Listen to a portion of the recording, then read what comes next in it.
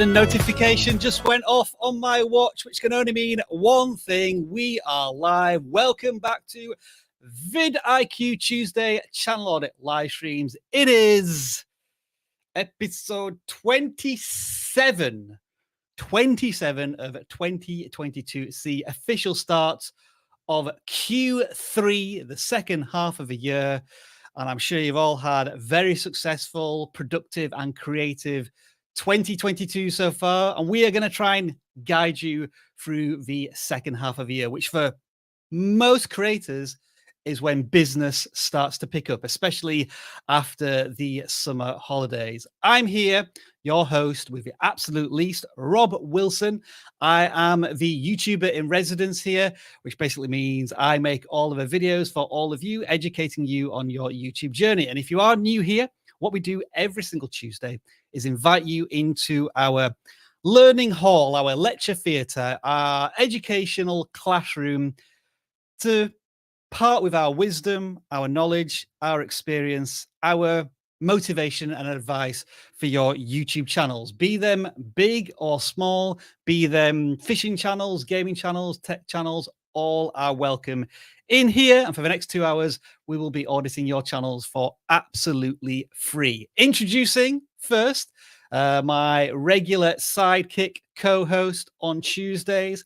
I am his wingman on a Wednesdays when this person leads on the video audit live streams, which we'll talk about maybe a little later. It is Dan.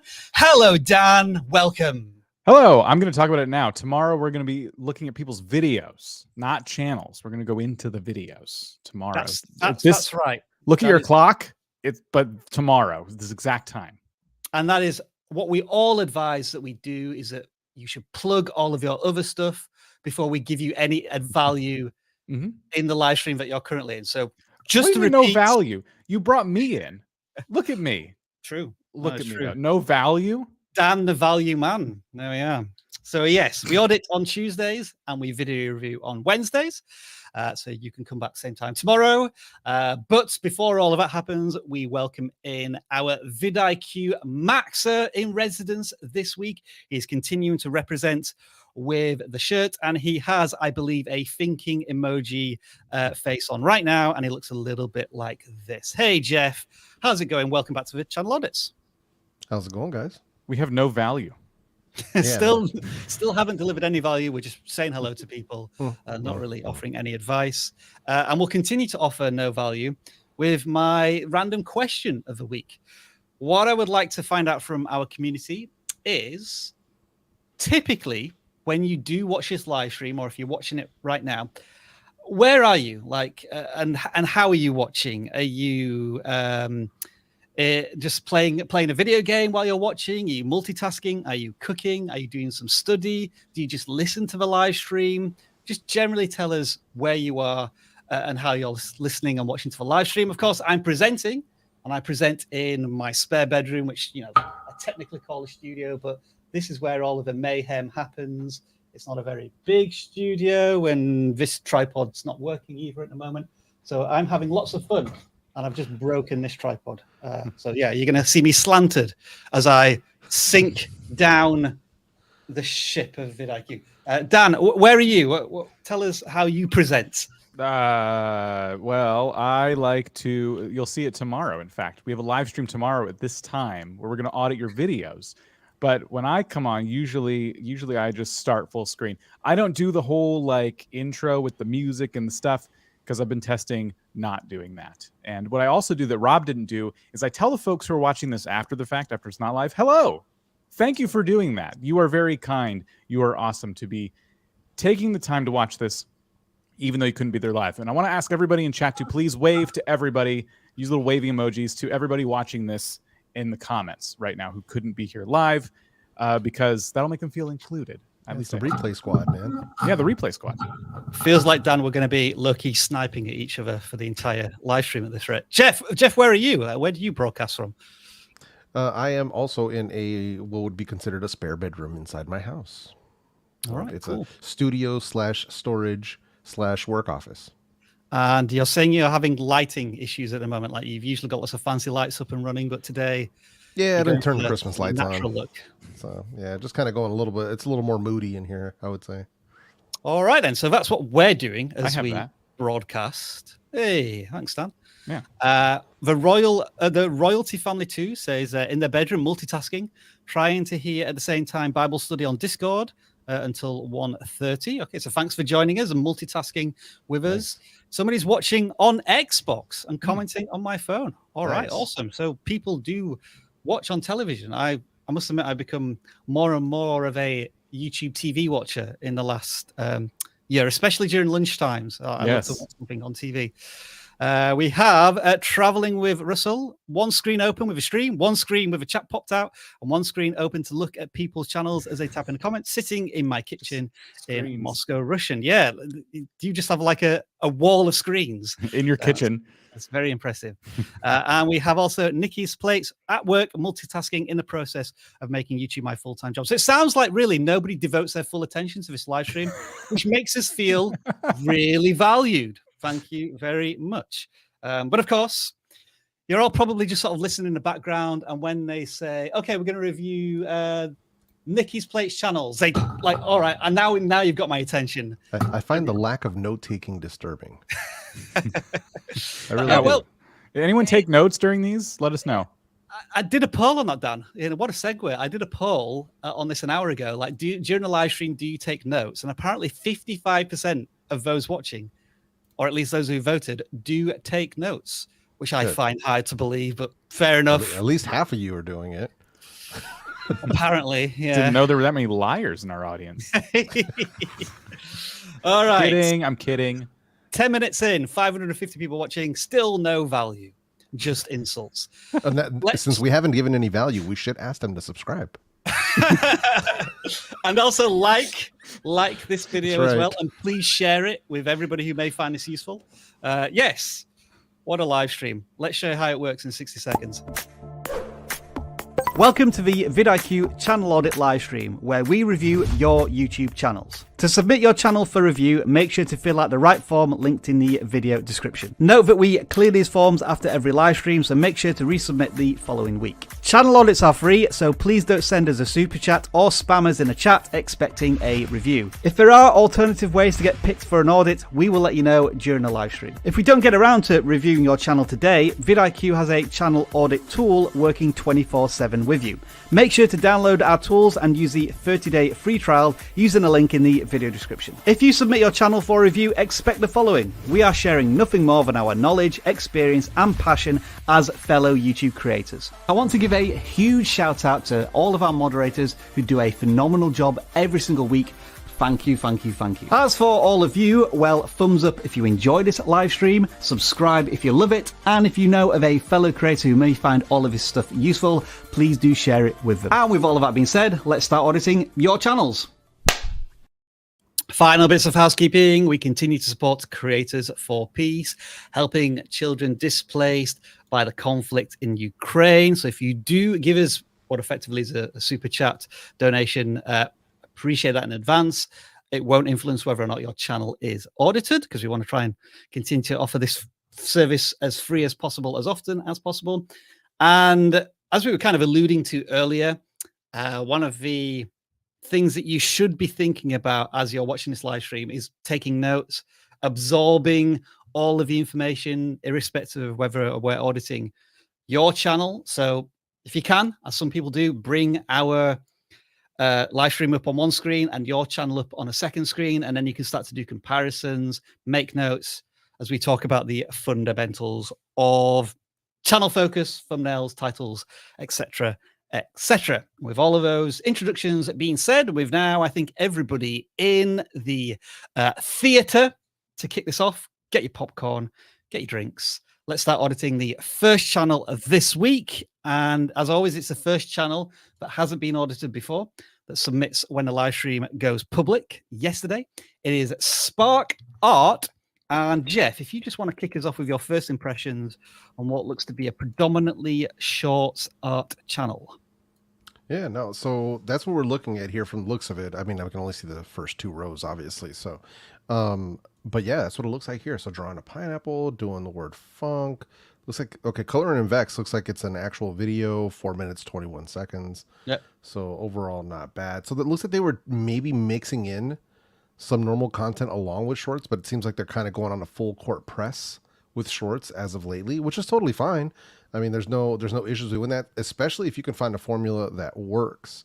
Obviously some experimentation is going to be required. And I don't know if it's like, you know, like a montage, like a fast montage of art, or exactly what's happening. How much can you really show in a short? That's the real question. I did mute it there just in case there was any music. that's fine. Yeah, probably some like copyright almost like a music before then. and after. Did you see that? Yeah. Okay, Nice. cool. Okay, I'm making cool. sure that I talk over this potential copyright music just to make sure that we don't get pinged. Yeah. Okay, cool. No, that makes sense. No, I kind of like what I'm seeing there. That's not bad. It's not a bad idea. It performed fairly well. I mean, 238 versus some of the other ones. Me versus My Cousin, Among Us Part 2 seemed to get about, you know, and Among Us Part 1. Both of those got over 1,000 views, leveraging the power of Among Us, which is great. So anytime that you can bring trending topics, especially stuff that's hot, you know, TikTok or YouTube Shorts, and wrap your stuff around it, wrap your artwork around it, it's a way to leverage trending topics for views in the art niche. So yeah, I think it's a good play, especially if it's stuff that you're into. You know what I mean? Like if you're into gaming as well as art, why not? Dan, any quick observations from you? I'm noticing a lot of content, which is for shorts, good, especially if you have the, you know, time to actually produce that much. Can we scroll them just a little bit? I want to see some of the views on the ones that are the ones that have aged a bit more. Yeah, so this is all content from the last month, so daily, if not more. What I would be concerned about is the amount of content you're putting out versus the return you're getting on your views, because with shorts I would expect to see a lot more. So for channels like yours that you already have the visual appeal down, like you're doing this incredible hand-drawn work, which is great. It's just thinking about it from the viewer's perspective. And I'm sorry, I was looking away when you were starting to play one. How did these like start? Do you feel like the context is there when people click in to a short? Do they know what they're getting the second they swipe? Let's look at this one, drawing a watermelon. That's not short. It is not a short. No, let's go back to one of the most recent ones, which I haven't already done. So drawing a pineapple. Okay, right here. Let's pause it. You can just click on it. Yep. So this is what I'm concerned about. And I know we're really diving into this, but when it comes to shorts, we can't really talk about thumbnails. We can't really talk too much about titles, but this is what we can talk about. Essentially, your thumbnail, quote unquote, of a short is the first 2 or 3 seconds that somebody sees your video. Yeah. So in that first 2 or 3 seconds, I would be zoomed out more, like giving some more context. Maybe it's the pineapple not colored in. Maybe it's the fully done pineapple. Whatever you choose to do, I would test both. But you want to give people, like, I'm getting a little bit more context now that we've zoomed out a little bit, and now we have it. So that's your ending shot. What if you took the sketch of it and you had that framing of it all the way zoomed out, and you had your pen in your hand kind of shaking, like, here we go. And then you start the montage of you kind of coloring it in and stuff. Because what we don't want to do is confuse the viewer when they get into the short. If they just see a really close up of some marker and some paper, they're not reading the title to see it's a pineapple. They can't see it come together yet because it's not done. So give the people something to kind of latch onto. And they're like, oh, got it. Like, you're going to like color this in. And I would also play with the editing a little bit. I would be making sure you're using trending music, which it sounds like you are, and doing some bits where like speed it up, like to show more, but in the same amount of time. Do a more proper time lapse, because people love to see something start from nothing and then kind of come together. It's very satisfying. So those would be my tips to help people stay on your short. If people stay on your short, YouTube continues to push your short. Do you think the title lengths are okay? I was looking at them to begin with, and I was thinking maybe they were a bit long, but maybe that's because they're expanding them a little bit with the hashtags. But each title is what, some of them are a little bit contracted, although it tends to be the hashtag that's missing. I would just keep the hashtags in the description the way that we do normally, and then like the newest video where it says lime lips drawing and then first time trying realism. Put that in the description. Just let the lame lips draw. Like, don't overcomplicate some of this stuff. Mm-hmm. Mm-hmm. And then did I have anything else to add? Not really, other than just incredible amount of passion and creativity. This person has no problem coming up with ideas and getting those ideas to publication. As you say, Dan, maybe just working a little bit smarter on some of these, dropping maybe one video in every 4 or 5, and thinking maybe more about the video production itself to make it more exciting. I liked what you said about the thumbnail is effectively the first 2 or 3 seconds of a short. You don't want the viewer to think too much. They just want to be eased very quickly into the short, and maybe we weren't quite getting that. And obviously, that's something that we go into a lot more detail on the Wednesday video review live stream. Mm-hmm. Absolutely. Channel banner's not there. Maybe you want to think about channel banner as well. And yeah, you're approaching 500 subscribers, so you'll be able to use that community tab soon. And obviously, that may be very useful for an art channel. So do keep an eye on that when you unlock it. That is our first channel of the day, Spark Arts.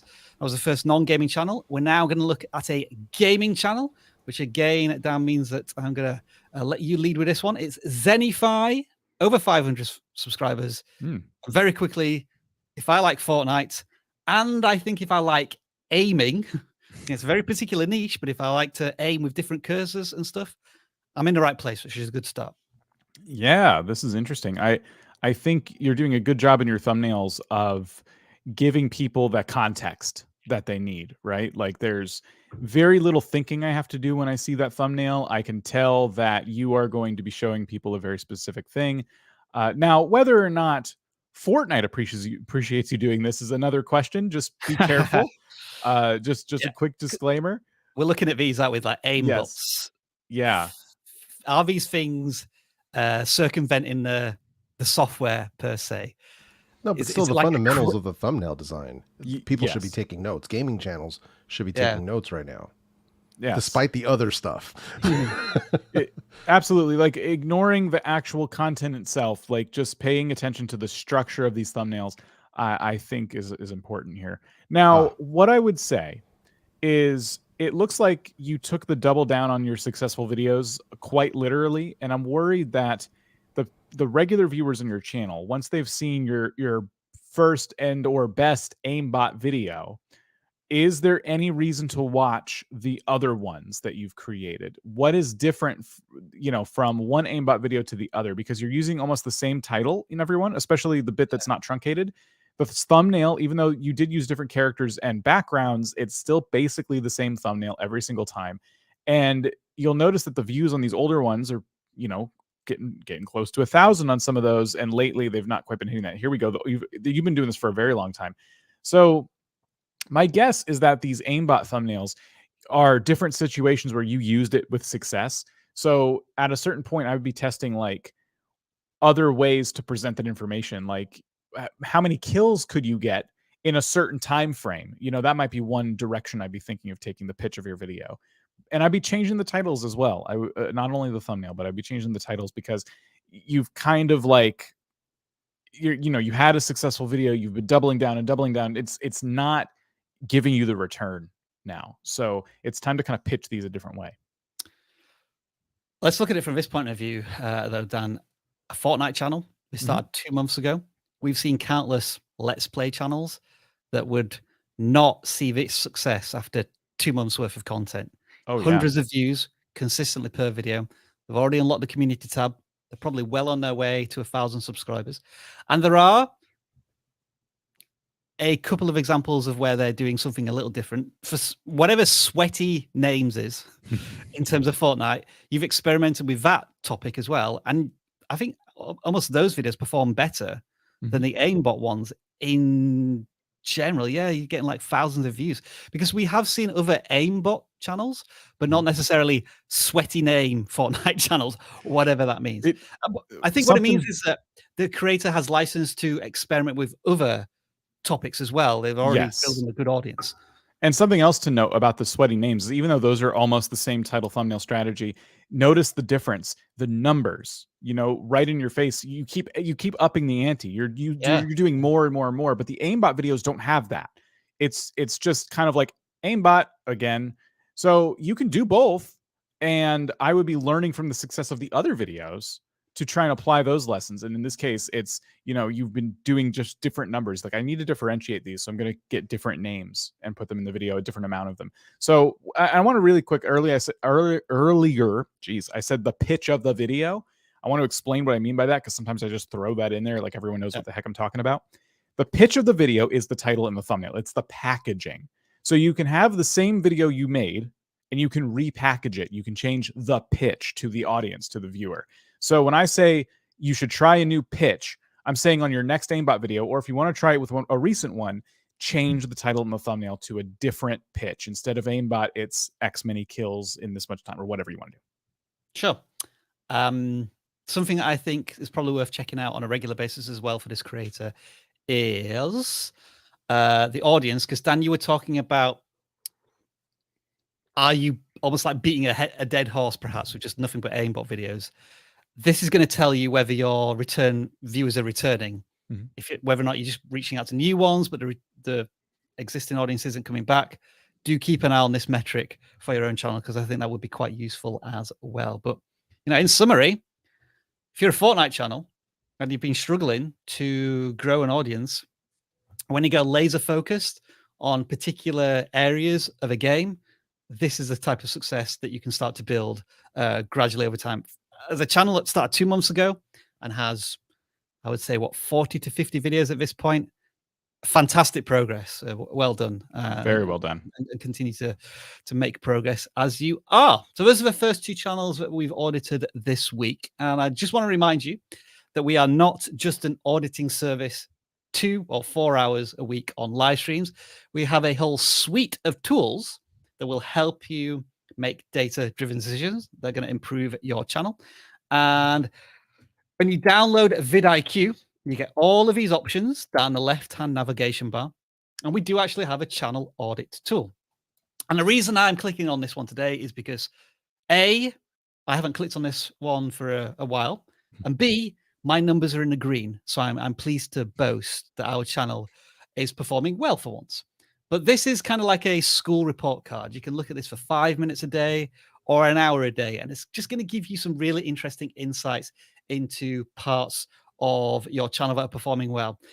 I just noticed something immediately here when I'm looking at all of the things that are going well on the channel, like views per hour, engagement rate. Whenever I use my squash my face like that on the thumbnails, the videos tend to perform really well. So perhaps I need to take 50 shots of me squishing my face together and using them on different thumbnails. That's a great observation. Thank you very much. Now, that's all of the stuff that's working well on the channel. It'll also tell you the things that aren't quite working as well, and the things to improve on. And then all of the metrics, such as like whether you're missing end screens, what's your optimization, keeping titles under 60 characters so that they're not cut off, that type of thing. All of this is on the channel audit screen. And not only is it free, or most parts of it are free, but if you want to take full advantage of this, for example, if I click view more, I can see all of the videos that are getting a high views per hour and how they compare in terms of watch time and views versus other videos. That's part of the boost features, and you can get our boost tools for a month and pay absolutely nothing with the link in the video description. So that's a promo code for new customers. If you want this and all of our other tools that you can see on the left-hand side here, including competitors, we've also got the trend alert tool. We've also got the keyword inspector. We've got the web app. We've got daily ideas. I could go on and on about all of these tools that are available to you, and you can use them all for free with our promo code in the video description. So do make sure to check it out. And we'll now review our next channel, which is called Cool Running Reviews. And Jeff, I think this is one you picked. As far as I can tell, this is not a nostalgia channel about the Jamaican bobsleigh team and that very, very entertaining John Candy film. That's right. That's how they got my attention, though. I'm not gonna lie, that's how they got my attention. Yep. So that's what kind of got me to stop. But once I decided to pop in and take a look at it, I was like, oh, you know what, this is pretty interesting. So it's somebody who obviously runs fitness, that type of a dude, but he's reviewing the products that would make sense to that type of a viewer. So from that perspective, I kind of get what they're talking about, because they either are doing it with or without realizing it, but they are focusing on a target viewer. So I would want them to really double down on who that is, even if it's themselves, even if it's like, I'm the target audience, cool. Then really fine tune that. Like, what would make it better? What kind of stuff would work for you? And when we're talking about product reviews, there's a few things that I see here that are being missed. Some missed opportunities. So because it could be like, oh, they just review something when it comes in. But if you have multiples of an item, you need to start doing versus videos, especially when they're natural enemies. Like if it's, let's say, Nike Revolution versus Adidas Ultra Boost, like whatever it is, whatever the top dogs are, make those versus videos. This fitness tracker versus that fitness tracker. And if you have multiple of it, like let's say you've got more than 3 or 4 or 5, you can start doing listicles. What are my top 5 running shoes? What are my top 5 earbuds for working out? Whatever it might be, but just start thinking of it in that sense where you can start really tying these videos together. So let's say theoretically you decide to do a versus video, right, of your Garmin versus the Timex, right? So you do that versus video. Now you can also link to both. Be like, hey, listen, I've got full reviews on both of these videos. If you want to check them out, they're in the video description. You start creating loops. You start having your videos suggest each other. So when it comes to product reviews, it's very, very simple to start coming up with multiple ideas as opposed to just a one-off video. You can always have multiples of it, whether it's versus, whether it's listicle, comparisons, whatever it might be. So there's some low-hanging fruit here, that some missed opportunities, I think, that they could take advantage of right away. Looking at this Casio G7900 one that performed well, it could be, this is 2 years old. Maybe you actually compare that against the most recent watches and say, does it still hold up? Does it still hold up against the new technologies and the or because it's been out for so long, here are the places you can get it on a budget. You can find it really cheap on Amazon resellers and whatnot. Right. Yeah. There's so much opportunity when it comes to niche specific product review channels that you can really take advantage of. It's very, very straightforward stuff, especially if you've already got, footage, or if you've already done the testing. For me, like if I'm going to do a versus video and I already have videos on the 2 items, I've already done half the work for myself because I already have all the B-roll shot and I've already done all the testing. Now I just need to do a versus on them. So it's just writing a different script and filming it. I've already got the B-roll done, slap it in, and I'm good to go.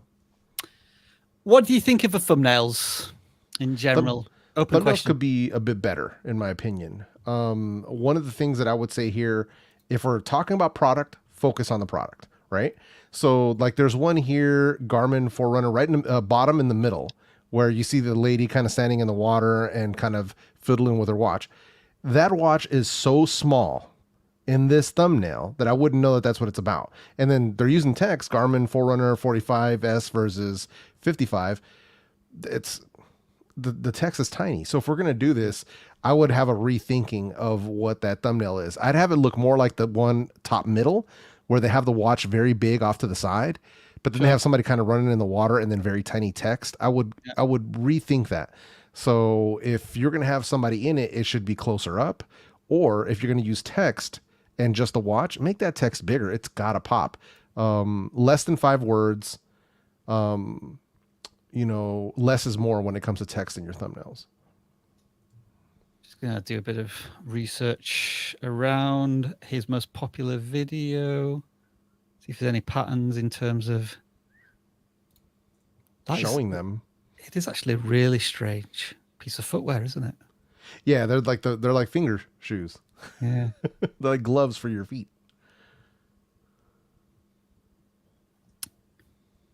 Which one would you say is the standout thumbnail here? For me, it would be number 2, but that's because they're showing it. For me, when it comes to products and product reviews, the product should be the focus of the thumbnail because that's the driving force. And getting people to subscribe, that's going to be up to your personality and entertaining ability to keep them. But to get them in the door is the product. There's an obvious coincidence here that not only like one of the simplest and most clear thumbnails, no text, I just don't like this product. 100%.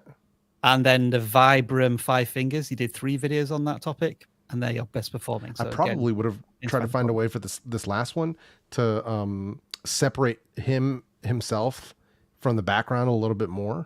Blur it a bit, maybe. Yeah, to blur it a bit, so that way it'd be just a little bit. That's all. But overall, the depth of field sort of worked. But it's just one of those things that I think just a little tightened up, even a stroke around him or whatever. But would have just made it pop a little bit more. It would have been fine. No text needed. All right, then. So we're now 3 channel audits in, and folks, I'm now going to ask you the question: are we giving you value? And I want you to express that in the medium of emojis. So do let us know if you're finding this very valuable. Remember, we're in slow mode, so really think about the emojis you're going to use to say you love this or you don't. And we're going to move on to the next channel, which is actually our Twitter winner of the week. I try and remember on Monday to post some really weird and somewhat stupid tweets, and hope that you can join in on that stupidity. And I asked you all, imagine you were going to YouTube and it was a fast food restaurant. And what would you order from the YouTube fast food restaurant? My example was a foot-long sub for sub with end cream and a custom URL cookie. Some of you got the idea, some of you didn't. Here are some of the best suggestions. I would like an extra large, high click-through rate thumbnail burger with compelling title fries and a side order of 14 end screen click McNuggets with a large shares of cola to drink. Awesome stuff there. Sam and Colby asked for a clickbait fish sandwich with extra likes, a cup of diet click-through rate. I'm afraid we couldn't get that one for you. Cyan said, give me some of that high click-through rate, high view duration, but still no love for the algorithm. And then add a little bit of demonetization sauce and take away likes for some extra emotional damage. And some people just started ordering in numbers, like somebody wanted a number 9 and a number 9 and a number 9. I did like the one from Ross here. Can I have a 1 of 10, please? Here's your 10 of 10. I ordered a 1 of 10. Sorry, here's your 10 of 10. This order is for watch later, a big compilation of cat videos, the dislike button, and a large onion ring bell icon, I think. And there was another one before I go to the winner, which I just thought was really well thought out. I'm trying to find it. Here we go. I'm not sure what to order. What would you recommend? Yeah, I really like the sound of that. And I just thought that was a really, YouTube, if it was a fast food restaurant, you wouldn't have to order. It would know what you want, which I just thought was genius. But it didn't win because I gave the victory to Stormy, who just thought of a whole menu, a whole meal. Click-through rate chicken with Think Media tomato sauce. Yep. Hi, Think Media. We savaged you last week, and now you're a tomato sauce. Main course is a strike steak with a side of roast vidIQ vegetables and glazed audit apricots. And to finish off with a viewer's cream. Thank you, Stormy. You are the winner. Your channel gets audited, and you are a Minecraft channel, Sir Storm PvP. Damn, I look at this channel, and there is one video that stands out purely because of the view counts. It's an educational piece of content, how to add servers in Minecraft Bedrock, 4,000 views. Viewers want to see a bit more of that, I would assume. Yeah, it can be tricky because when you're giving people like tips, this happens in the Java space too, Minecraft Java edition. Like you can only show people how to add mods to Minecraft so many ways, so many times. Where do you take a channel like that? And so successes like that are cool because it's still Minecraft related, and it might bring you some viewers who didn't know about you previously, who are willing to check out your other Minecraft stuff. But I think a lot of times we would sit here and warn that be careful because you could become a channel where it's just, tips for optimizing the game, sharing how to mod the game, different servers, things like that. One other space you could consider, just when I'm looking at that thumbnail and I'm thinking about Minecraft Bedrock, you could go into the store and you could review some of the new packs that Mojang puts out, you know, like I think they just added like a SpongeBob one, like things like that. So you can pick those up, download them. You would be buying them for the purpose of reviewing them, making a video to determine for the audience whether or not they want to buy them. So some different directions, but it does look like PvP is kind of the bread and butter, right? That's what you want to be doing. But the videos that have been most successful are not PvP. If you take away the shorts, it looks like you did pretty well on that short there. Your long form videos are the tutorials, the things we generally see for newer Minecraft channels. Yeah, the challenge videos or them sharing their experiences within the game. Okay, just once you're into that area, especially Minecraft, it's just insanely competitive. Mm-hmm. And we don't want to box this creator into being an educational channel permanently, but that is that is, I guess, the lowest path of resistance, at least for a smaller channel to begin with. And maybe, you know, Dan, you were saying earlier on how maybe you just need to rethink the pitch. What about in these videos, like how to add servers in a Minecraft Bedrock? Imagine you do another educational pitch, but within that video, you make it 3 minutes instead of 2 minutes, and you add some storytelling challenge elements within the education to maybe so that you're giving the audience what they want, but you're also exploring your creative passion as well. Yeah, that's a good idea too. I think there's a lot of different places you can kind of take this type of success, right? Like the success of the server video. But ultimately, I just seeing the videos you put out lately. You know what I noticed? Just speaking of pitch, sorry, like this was just like bugging me, not bugging me, but you were going off in a different direction. The bridge, like I just got hung up on that, and it's because I see the point of your video, right? Can I win the bridge without blocks? Meaning, if you have to build a bridge and you're not using blocks, that creates a big challenge for you. You're kind of, I haven't played that game, but maybe you're depending on other people to build it so you can, you know, jack it and get on there. The bridge is pretty easy, so I decided to make it a bit more challenging by playing without using any blocks. So you explain the premise of the video like right away, but what's missing in the intro and what's missing in the thumbnail is the lack of bridge, right? Now what I mean by that is, what if you stood your character on the left side of the thumbnail. In front of the character were blocks, but they were invisible. So what you did is you drew a little outline around each one, right? Yeah. Like where they should be, and then like an arrow pointing or something like crossing them out, something like to visualize what you're going to do, because you tried to do that. And I think that was I think what you chose was like what I would have in my back pocket is like a backup thumbnail if the main one didn't work. But when I see that concept, I think, how can I perfectly visualize this? And I think of the channels that have tried things like that. And that's what I've seen. They literally use the space of the thumbnail to show what this looks like. You know, like I'm not going to use blocks. So you can cross off a cube, which looks okay, and it gets the point across, but what, like, to take it up a notch? That's what I'd be thinking. Like, how can you, like the Hive's, I hate the Hive's newest update. That's another one where it's like, how could you visualize that better? Like, take something from the update and show it being a jerk. You know what? I don't know what they did, so I can't, it's hard to say. And yeah, this is the other bit of research. Look how other people are visualizing their beating Minecraft without placing a single block. That's exactly what I was talking about. There you go. So you still have the X on the block, but they outlined it. They made it pop off the screen. No blocks. It's really interesting. I'm glad that video was there. Mm-hmm. All right. So that is Surstorm PvP. We're going to move on to the next channel now. And they go by the name of BNM Carpentry. Dan, I think this was your pick of the week. Yeah. So really cool. Like this person is giving like a lot of really valuable like carpentry tips and stuff. And I think they're kind of trying mostly shorts, but lately they have been trying, like they have the one long form video in there. And this was another one where I'm like, man, I just feel like this creator needs a push in the right direction when it comes to the pitch of some of their videos. The biggest one being their long form videos where they're like, so customized Howden's oak door, make it fit. And so they tried like really hard to help us visualize this, right? Like I see like all the things that were going through your head to try and like show this audience who's only going to look at it for about 2 seconds. Here's what I'm trying to show you. Like, you got to make this door fit. And so it's a custom fit door and blah, blah, blah. What if you had simplified it more? What if you had like a person holding the door and it wouldn't fit the frame somehow? You know what I mean? Like, in talking about the fit of a door, like what if you visualize that instead of 2 doors, one's way smaller than the other and there's arrows pointing and it's kind of like hard to get my head around that.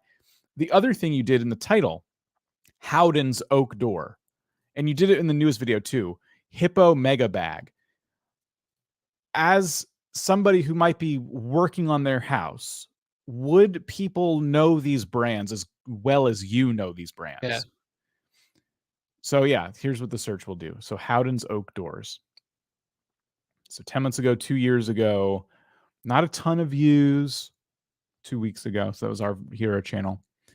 So it might be something on the lines of customize how to make unusual sized door frames fit to make it a bit more accessible than just trying to focus on. I mean, I get there's an argument for both, because especially for a small channel, you know, finding this particular niche of certain doors may be the right fit for the channel. Yeah. But again, this one's probably a bit more broader and keeps the same context. Oak veneer door fitting the hardware. So yeah, the thing about this is like you can kind of go either way. Like the Howden's thing, it might be searchable. People who buy into their products might be looking specifically for help with their products. However, they're also going to be looking for the other half of the search term, which is like a custom fit door. So I would have kept the product out of it. You go into the video and you say, by the way, this is a Howden's door, you know, so, you know, you still say where you got it from and who made it. And same with the latest video, the Hippo Mega Bag. It's about a whole kitchen in a bag, and you're standing on a bag in the thumbnail. It's kind of hard to see. And then the left half is just the word hippo twice, which is kind of weird. Like, you're really hoping that the brand is going to carry the video, I think. And again, people, like, I've never heard of that brand, right? And most people who are probably redoing their kitchen aren't thinking about what brand of whatever they're going to do beyond maybe like IKEA, or they're going to just hire a contractor to custom build something. So this is a cool concept, but I would have been like kitchen in a bag, and then you stand on top of the bag or next to the bag or something. I would have blurred the background because it's really hard to see. And, you know, that's all you needed. Like kitchen in a bag, arrow pointing, kitchen, like with the word kitchen, you know. Yeah, let's check this out. Yeah, I wonder where this is going to take me.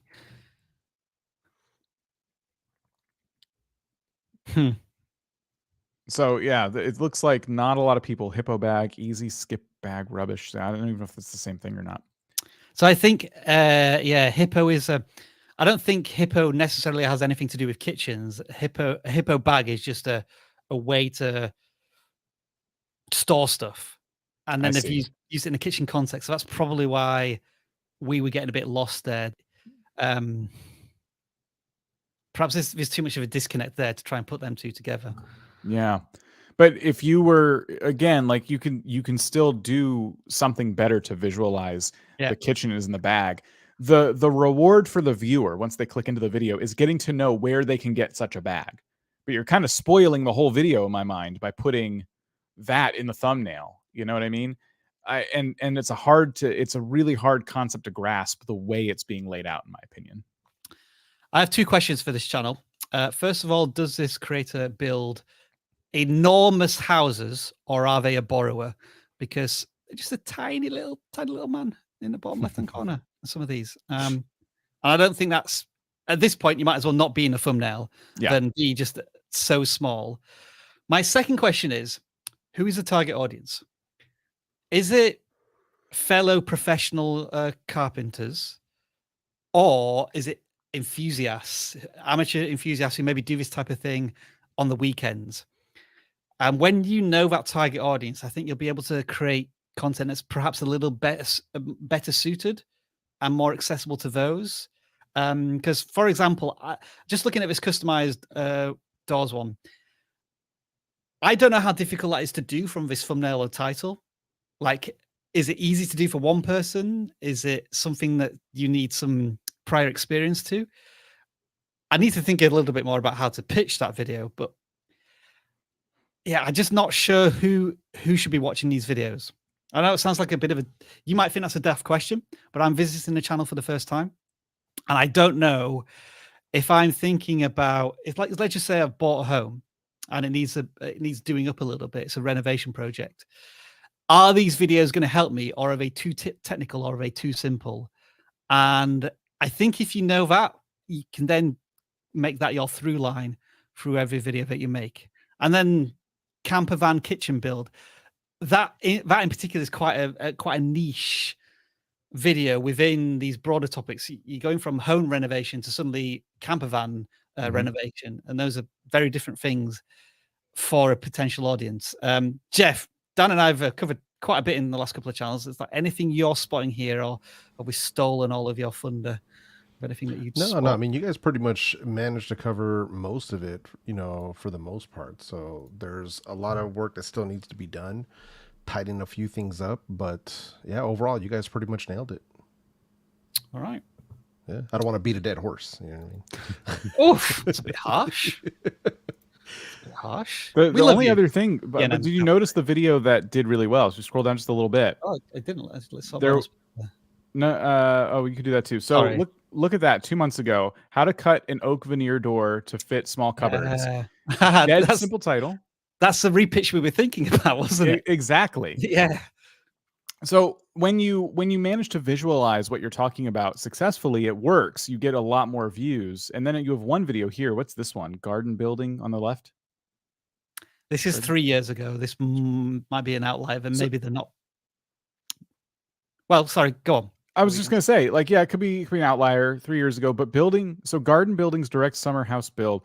The title's kind of weird, but it worked. What I would say is that you showed this really awesome finished product. It is very enticing. And in the camper kitchen thumbnail we saw a little while ago, this one down here, camper van kitchen build, you don't show the van.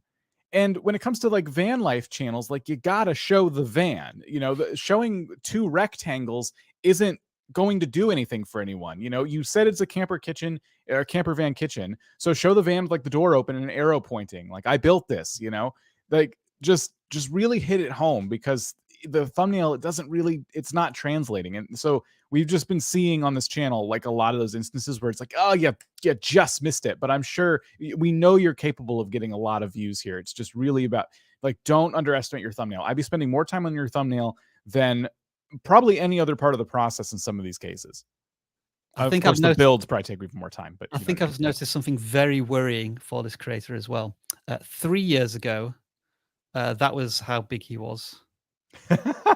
4 weeks ago, he's just shrunk a little bit more.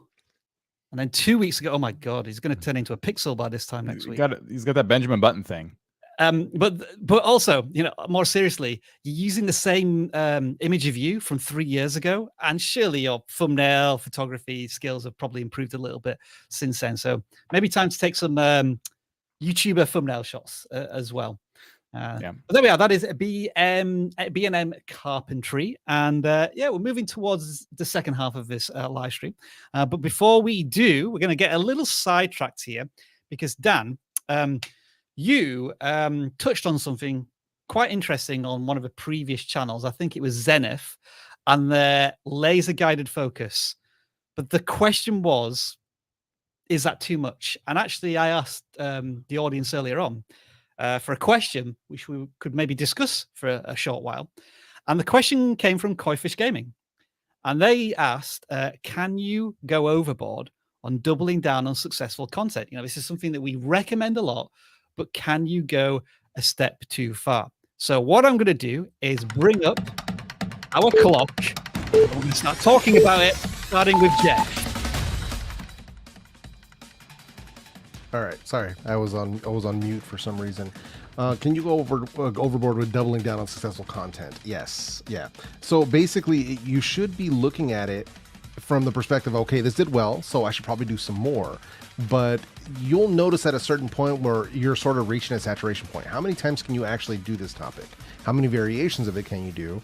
And at a certain point, you'll start noticing that your audience or the viewers themselves will start getting tired of it, so they'll start performing worse and worse. So at that point, it's time to move on. you know, either still address the audience, but on a different topic, but don't just keep remaking the same thing. So just like myself, you know, I think there's a limit to how many videos on a product I'll do. Usually I'll keep it to like 3 or 4 at most, although some of the people in my niche will do up to 10 videos, and it's a waste of time because after the first 3 or 4 videos, they're just spinning their wheels and wasting their time, where they could be putting that towards new videos that will actually benefit them. So yeah, there's definitely ability to do too much and actually hurt yourself. Jeff, has there ever been a time where your audience has made it quite clear that they've had enough of a certain product or review? The lack of clicks. The lack of clicks. It's very obvious when the CTR is tanking, when you're not seeing the views, when it's 10 out of 10 out of 10 over and over. Get a clue. You know what I mean? Dan, gaming channels. There's always a temptation to find success and then just, this is my audience, I'm going to make 100 videos on this gaming topic. Is that too much? Too little? We saw on that other channel, it definitely can be too much. And I think the problem is, yes, you can double down on your success, but you can learn a lot from a couple of successful videos. You learn a lot about the audience watching those videos. And so what you should do, if you can't think of a way to double down on that exact video idea, double down on how you can make a video that might appeal to the same audience. It's going to take a little bit of, you know, forethought. It's going to take some research.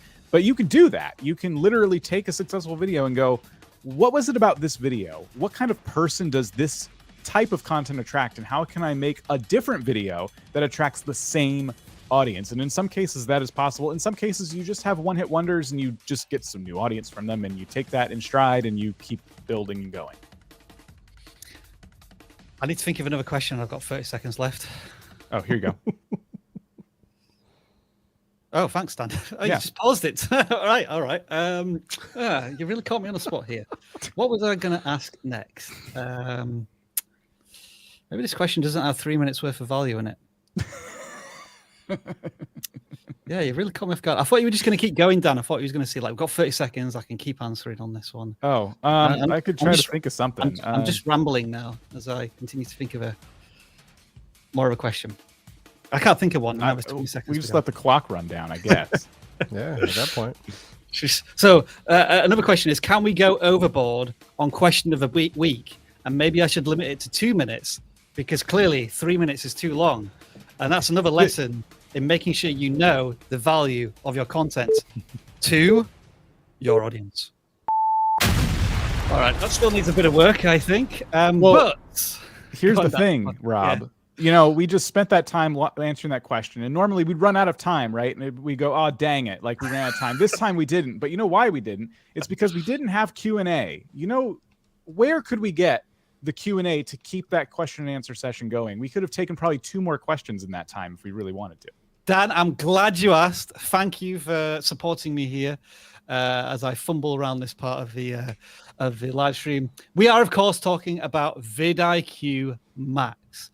And what happens in vidIQ Max, or one of the things that happens in vidIQ Max, is that every 2 weeks, the coaches that include yours truly down below here, Jeff, Alexi, and Travis, will guide you through a particular YouTube topic, be it copyright, be it finding your niche, be it how to make sure to start a video with a plan. That's one of the ones Jeff has done in the past. They'll spend 20-30 minutes introducing a concept, but then it's all Q&A. And you get a chance to ask Jeff, Travis, and Alexi, and they can discuss these topics, much like we have done today. Jeff, you're one of the vidIQ Max members. You have your own spinning cube right now, and it allows you to tell us a little bit more about the perks, the benefits, the reason why you should be investing in vidIQ Max.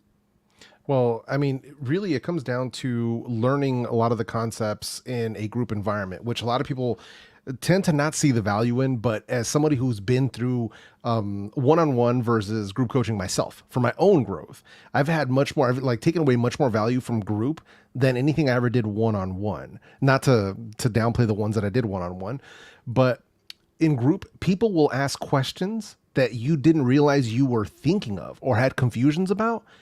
and then you'll get an answer to a question that you realize that you wanted to know. You were curious about that. So that's one of the better things about it. Secondarily, we do walk through different topics. We talk about retention, we talk about click-through rate, we talk about all the things that matter, channel focus. We've, even walk you through step by step on how to figure out who your ideal viewer is and how to essentially turn the algorithm and start making it work in your favor. So there's a lot of ways we talk about this stuff. We do promise 2 classes every month, but lately we've been doing them weekly. And Rob and Dan have been dropping into the private Discord. They've been doing stuff in there, additional perks. So it's been excellent so far, man. I mean, we're having a good time as coaches. It's been great for us. It's actually helped me reignite my own creativity and get back into the swing of things myself. But yeah, it's been fun. And then the Maxers and the Max community have been awesome. Hanging out in there, answering questions, going back and forth, people giving each other feedback, I think is one of the best possible things. Like, how do these thumbnails look? What are these titles? Getting actual good feedback from creators at different levels is incredibly valuable. So, in addition to all of that, you also get access to the full vidIQ tool set, the full boost level tool set, all the vidIQ tools we offer, AI title generation, thumbnail comparisons, competitor research, keyword research, all of it. So it's an amazing value. So I'm really glad we put this together. Yeah, Jeff, you and I just spontaneously, like almost on a whim, went into an hour's chat last week. It's because I'd finished a video and I had a spare hour, and I thought, you know what, I'm going to talk about that video and also some YouTube updates. And we just chatted about the hiding of the subscriber counts. A few people came up on stage and asked us their questions for an hour, and that was just like a random free perk that we offered, and we're continuing to do that multiple times a week beyond what we promise. So we always over deliver with vidIQ, with the exception of me still not being in this picture group here, which has yet to be fixed. But maybe if you join vidIQ Max, you can help me fix that. You can post, you can badger Alexi, Jeff, and Travis in the Discord. Can we please add Rob to the vidIQ Max homepage as one of the things? We'll add Dan. I think we've got Dan already there. Well, that guy kind of looks like Dan. I don't know if that is Dan. It kind of looks like him next to Travis. Yeah, mini Dan there. Is that actually Dan? Because it doesn't look like Dan. That's me. Yeah, that is it, Dan. That is it, Dan. Dan. We're gonna have to update that picture, my guy. Yeah. No, that's a better version of me. We had a better haircut. You got to strike a pose or something, man. Yeah, and a blurred background and everything. Anyway, where were we? We were talking about vidIQ Max. There is a link in the description if you want to join right now and get involved. By the end of this live stream, you could be in that Discord group talking to fellow creators. And I just looked at the Discord group just now, and there's been a ton of conversation and graphs and thumbnails and screenshots all just this morning. And Travis has been in there, and Alexi has also been talking, and like a big shout out to our I guess Max Padawans, Journey and Power Dragon, who just are in there writing essays almost every single day, helping out fellow creators. Oh yeah, and so they're shining beacons in the Maxer community. They certainly are. So that's vidIQ Max. It's if you want to take your education and your contacts, networking, community to the next level, then certainly do check it out. We appreciate this isn't for everyone, which is why we continue to offer all of this free advice and live streams. But ultimately, we can only do so much in these live streams, and we can only go to a certain level of complexity to make it accessible to all. But once you get into vidIQ Max, then it's all to the next level. Link in the description. Do make sure to check it out. Any final words, Jeff? Or are we good? No, man. Just make sure that you realize that. I know not everybody can jump into vidIQ Max at this point. Totally understandable. Take full advantage of the opportunities that Rob, Dan, vidIQ are presenting you with. Multiple videos per week, going back years. 2 live streams per week, going back years. So people tend to focus on what things cost and are totally forgetting about how much we offer you for free, right? Free version of vidIQ, free 30-day trial, free videos that educate. I've learned, put it like this, not to toot Dan and Rob's, own horns here, but I've learned so much as a creator coming up, watching the vidIQ channel that it essentially pays for itself. So we're giving away so much for free. Take advantage of that. If you can't afford Max, cool. We totally get it. But take advantage of what's here for free. 100%. So. Yeah. So let's continue that. Let's continue with your 100% free education now. And thank you for allowing us to indulge ourselves and talk to you about the products and services that we offer. We're now going to help Beeland Films with photography and videography. I think this is the channel that I picked. And just as I was looking at my first impressions, I decided that from the channel banner and the channel avatar, this is not a photography and videography channel. This is a VN video editor tutorial channel. And there's nothing wrong with that as long as you identify that and make sure that all of your branding encompasses that. And I just look at this channel as an enormous missed opportunity because you have approaching 1,000 subscribers. You've made 10 videos in the last year plus, and each of these videos have fantastic views. Some of them amazing views, 60,000 views, 250,000 views. Imagine in that time, if you'd made one video a week, you would now have close to 100 videos all on VN Video Editor. And when I look for the search, we can see that some channels, especially this Colin Michael, is almost like the ambassador, the leader in this space, and he's getting hundreds of thousands of views, and he's got a silver play button verified and so on. And he's a nice guy, by the way. For people that have never met Colin Michael, he's an amazing dude. So I really like that guy. So shout out to Colin Michael. He's a dope guy. I met him at Vid Summit last year. Awesome dude. All I would suggest to this channel is spend a week, 50 tutorials, the 50 most asked questions about VN Editor, and commit to making those 50 videos over the next year with the latest version of the software. I mean, it seems pretty simple to me in terms of what this channel needs to do. They've submitted their channel and they've not posted anything in 4 months. Come on, let's get to it. With the length of the videos, there is no excuse why you can't be making more content. Is there anything else to add there? Is it that simple, Dan and Jeff? Yeah. I mean, that's the biggest thing for this channel right now, because I saw this one when we were doing the choices and the picking. Yeah. And the biggest thing that came to me was consistency. That was they're consistent at who they're targeting. They're just not consistent with uploads. And that's such a massively missed opportunity for a channel that's approaching 1,000 subs. I mean, it's been, the last video was 4 months ago. Like, come on. I get that life gets in the way. I get that. But at some point, you have to take advantage. You're already on the right foot. You just need to get consistent, whether it's once a week, once every 2 weeks, once a month. I don't care.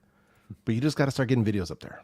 Dan, I'll assume your silence means that you agree. So the one last thing I will do, just to maybe aid you in this, is we have a web application tool where you can type in a keyword, and especially for search-based channels, they can give you a ton of suggestions. I'm just trying to remove our swirly box. There we go.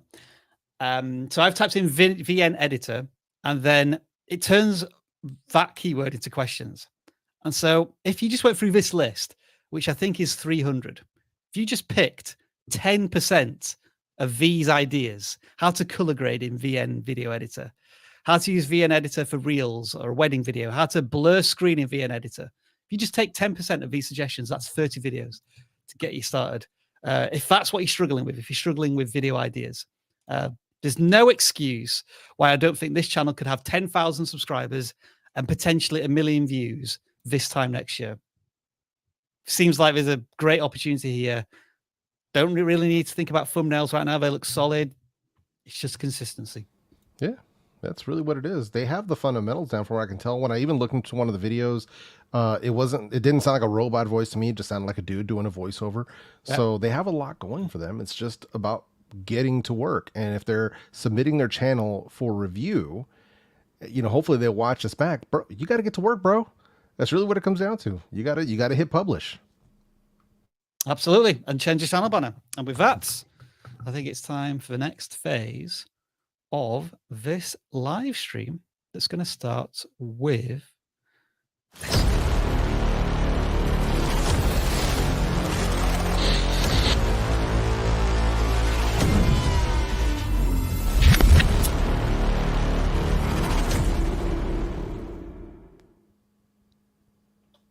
The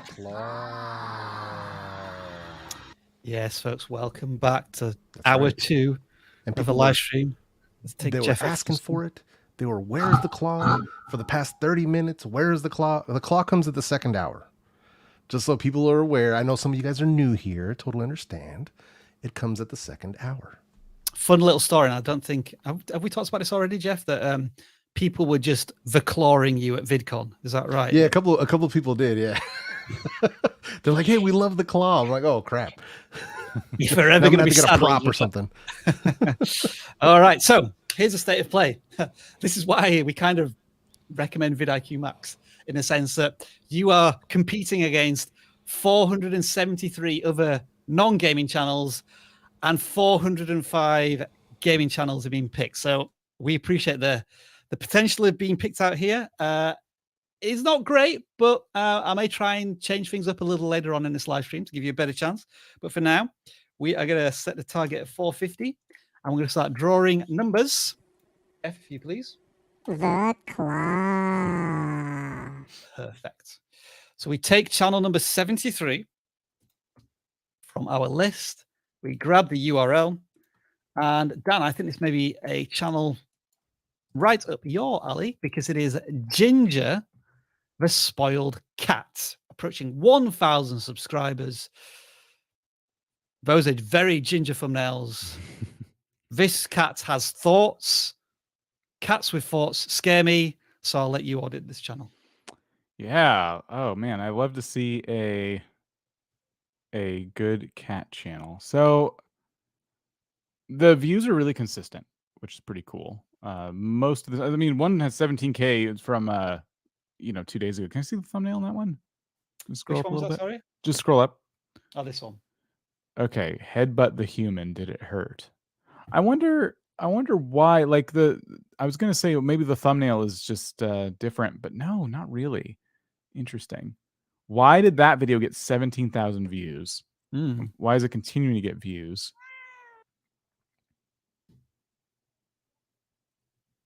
And this is pretty typical for cat videos that have lots of views. Like, just, the cat doing something cute and people get their fix and then you move on. It's interesting that this one got so many. Is it the title, Headbutt the Human Face? I have to admit, that is cute. Just so it's full disposal there. That is cute. You know what? It might be because cat headbutts are like pretty common. I wonder if that's what got people to click. Like everyone knows Possibly. what that is. Yeah. Whereas the other ones are vague. Like MERP is a thing, and that video got 2.3K views. Pounce on humans distraction. That's a bit confusing. Time's running out. Mr. Twist will be mine. So I kind of wonder if you're overthinking the titles. Like you're kind of putting the cat in like first person mode, like the cat's writing the titles. And when you don't do that, it seems to do, I think, a little bit better. So what I'd be doing is looking at other pet channels and seeing how they are taking these videos of your cat just kind of being sweet and fun, and how are they titling them? What kind of thumbnails are they using? The cat's the star, and you have that down. I would say the thumbnails might not need that much more changing. You can always take these photos and polish them a little bit more, sure, but for the most part, you have the right idea. I don't know if the thought bubble helps or hurts necessarily, but it's kind of vague on vague, right? So are you teasing me? Not now human. If you're going to do a vague thought bubble, that's fine, but the title also can't be vague. It has to be like, I didn't feed my cat at breakfast time or something like that, and then the thought bubble suddenly makes more sense. Well, not in that case, because it says not now human, but it could say like, I'm hungry or WTF, I was just wondering in terms of the thumbnails, and I'm being very picky here. Do you think maybe they could try and adjust the white balance a little bit? Because obviously they have that very strong ginger color, but I feel as if you want that to contrast a little bit with other parts of the thumbnail. They're very warm, dude. Like it's like warmness has been turned up. So if anything, I would go color temperature. I'd go a little cooler. So like you can see right there that the top one, it's color balanced better. So yeah, it happens. It could be that they have very yellow light bulbs in their house when they take those pictures, because that used to happen to me all the time. Yeah. So, and that's what forced me to change the actual light bulbs in my house because I was like, it's messing up everything. I need to change all these light bulbs. Yeah. So yeah. I was gonna say they have a wall on like a toy photo. Yeah. I took this from a human. Like that wall could be white. And if it is, my thought is that maybe they took the saturation and bumped it up. So the cat would be more orange, which you can do both, but you have to cut the cat off the background. And then you can bump the saturation of the cat while maintaining the wall, and its white color. And that'll give it more contrast between the background. So yeah, when I say these photos can be enhanced, that's kind of what I mean. I thank you for pointing out that it was warm. I knew something was off. But it wasn't really resonating. Like most of them are. If you look at a lot, some of them aren't as bad, but that one with the toy was probably the worst offender as far as the warmness goes. And it could be like you said that they turned up the saturation, not realizing that they were just kind of making it a little worse. And it happens. So, but it's all trial and error. I started the channel 3 months ago. I'm curious, is it telling me these are not shorts? Ah, yes. So these are landscape, just big black borders. Yeah, you have not rendered that in the proper aspect ratio. That could have been a YouTube short, but it will not show up on the shelf. Yeah. So I'm wondering if that's what put you off the idea of experimenting with shorts, in that you didn't realize that what you were publishing weren't actually shorts, because all of these are video on demand landscape. And there's nothing wrong with that. Because each of the videos, I mean, Dan, you've been talking about this almost every week at this point with other animal channels, that they should be experimenting with minute or less videos, whether they are shorts or not. And this channel is certainly doing it on a very regular basis. So they have done one shot here. And got a couple. That was successful. Yeah. So they figured out how to actually make the shorts, which is great. I think for this type of content, you can do both. You can bounce between the two. What I would be doing later on in your YouTube journey, when you're more ready for this is just becoming a hallmark of pet channels, at least the big ones that I've seen. Put your cat through some fun challenges, tests, things like that. Like bring home some kind of toy, build a fort, do something like that, and do like a 5-minute video that kind of tells the story, like show you kind of setting it up with the cat kind of poking around like, what's all this? And then, the video is you introducing the cat to it, and it's starting to play, and whatever happens. If the cat like just sits on it and is bored, you can make that, like, use editing to make that funny. Like you did all this work and your cat's just like not appreciative. Or if your cat starts tearing it up, then great, you have a video of your cat tearing up the fort you built. But if you start to run out of ideas, that's what I'd be doing. I want to give props to this channel, who mustn't have had the community tab for very long, but they're using it to the point where they're already getting a decent amount of engagement. I mean, for a channel that has less than 1,000 subscribers, to be getting 20 comments, 50 likes, and so on, you're probably getting the same amount of engagement on your community posts as you are the videos, which is excellent. So continue to use that on a regular basis. And then the last question I had to you both was the first frame, or the first 2 or 3 frames. Glad you brought it up. Yeah. Shall I just play one? Let's go with this one.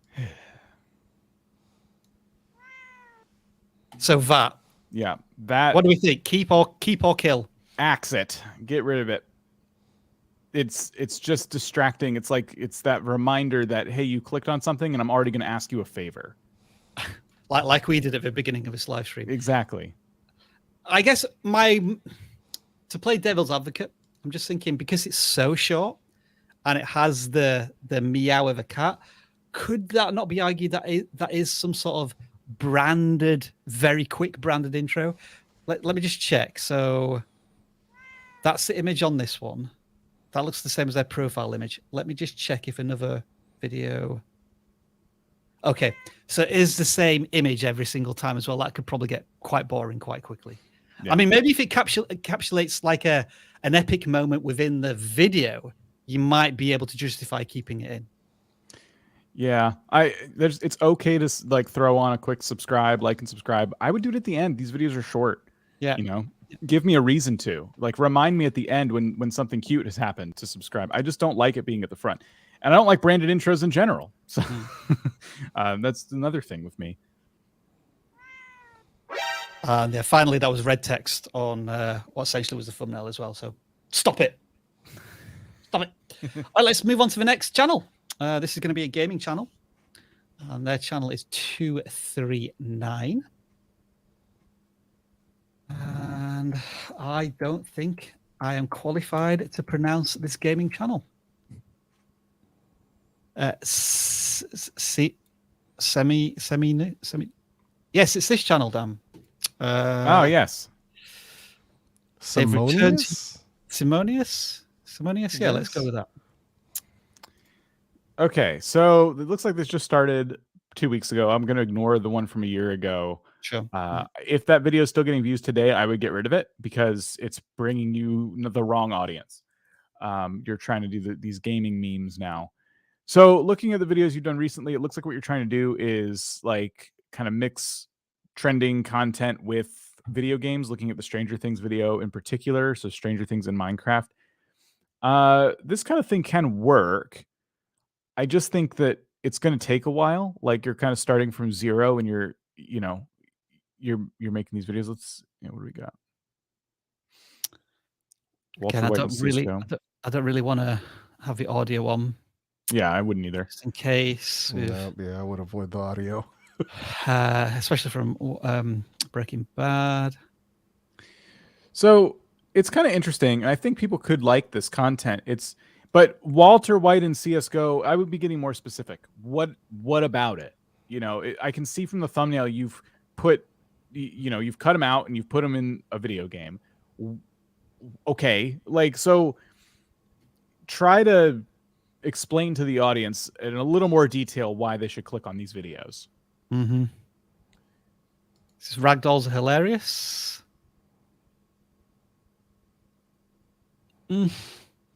Yeah, I think the slow-mo is kind of messing it up. I would have done it quick and then slow, So we're nitpicking, but yeah, I think you're just trying to go for like a comedy meme gaming channel, which it's a thing. You can totally do that, but you need to do better with the titles and the thumbnails, I'm afraid.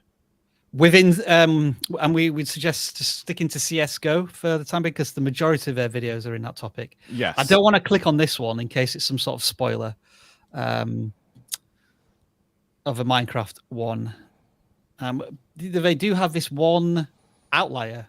I'm wondering if it is worth exploring more Breaking Bad scenes within CSGO because I'm sure there's plenty. Oh yeah. Of Walter White moments that you could use in CSGO. Yeah. So, and then that was a good mix too, because Breaking Bad is a very violent show. CSGO is a violent game. So that's also a good mix. Stranger Things and Minecraft is kind of a weird combination, So that's another thing you could really get nitty gritty with these types of videos that you're making. But ultimately, I think titles and thumbnails are going to be what help this channel in the long run. They're making a lot of content, which is great. It looks like they've found some rejuvenated interest in YouTube from their start a year ago. That's great. Keep working on titles and thumbnails. Even if it means you're uploading less content, find time to up that skill.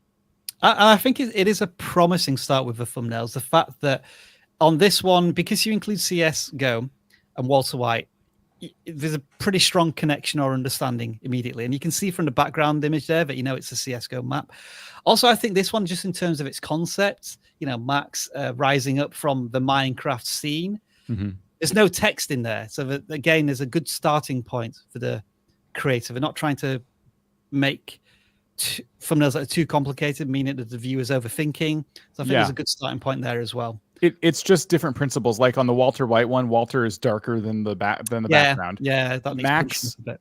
Max has a greenish jacket on a green background. So these are little things, but again, I agree with you. This channel has a really good start. I'm not trying to take that away.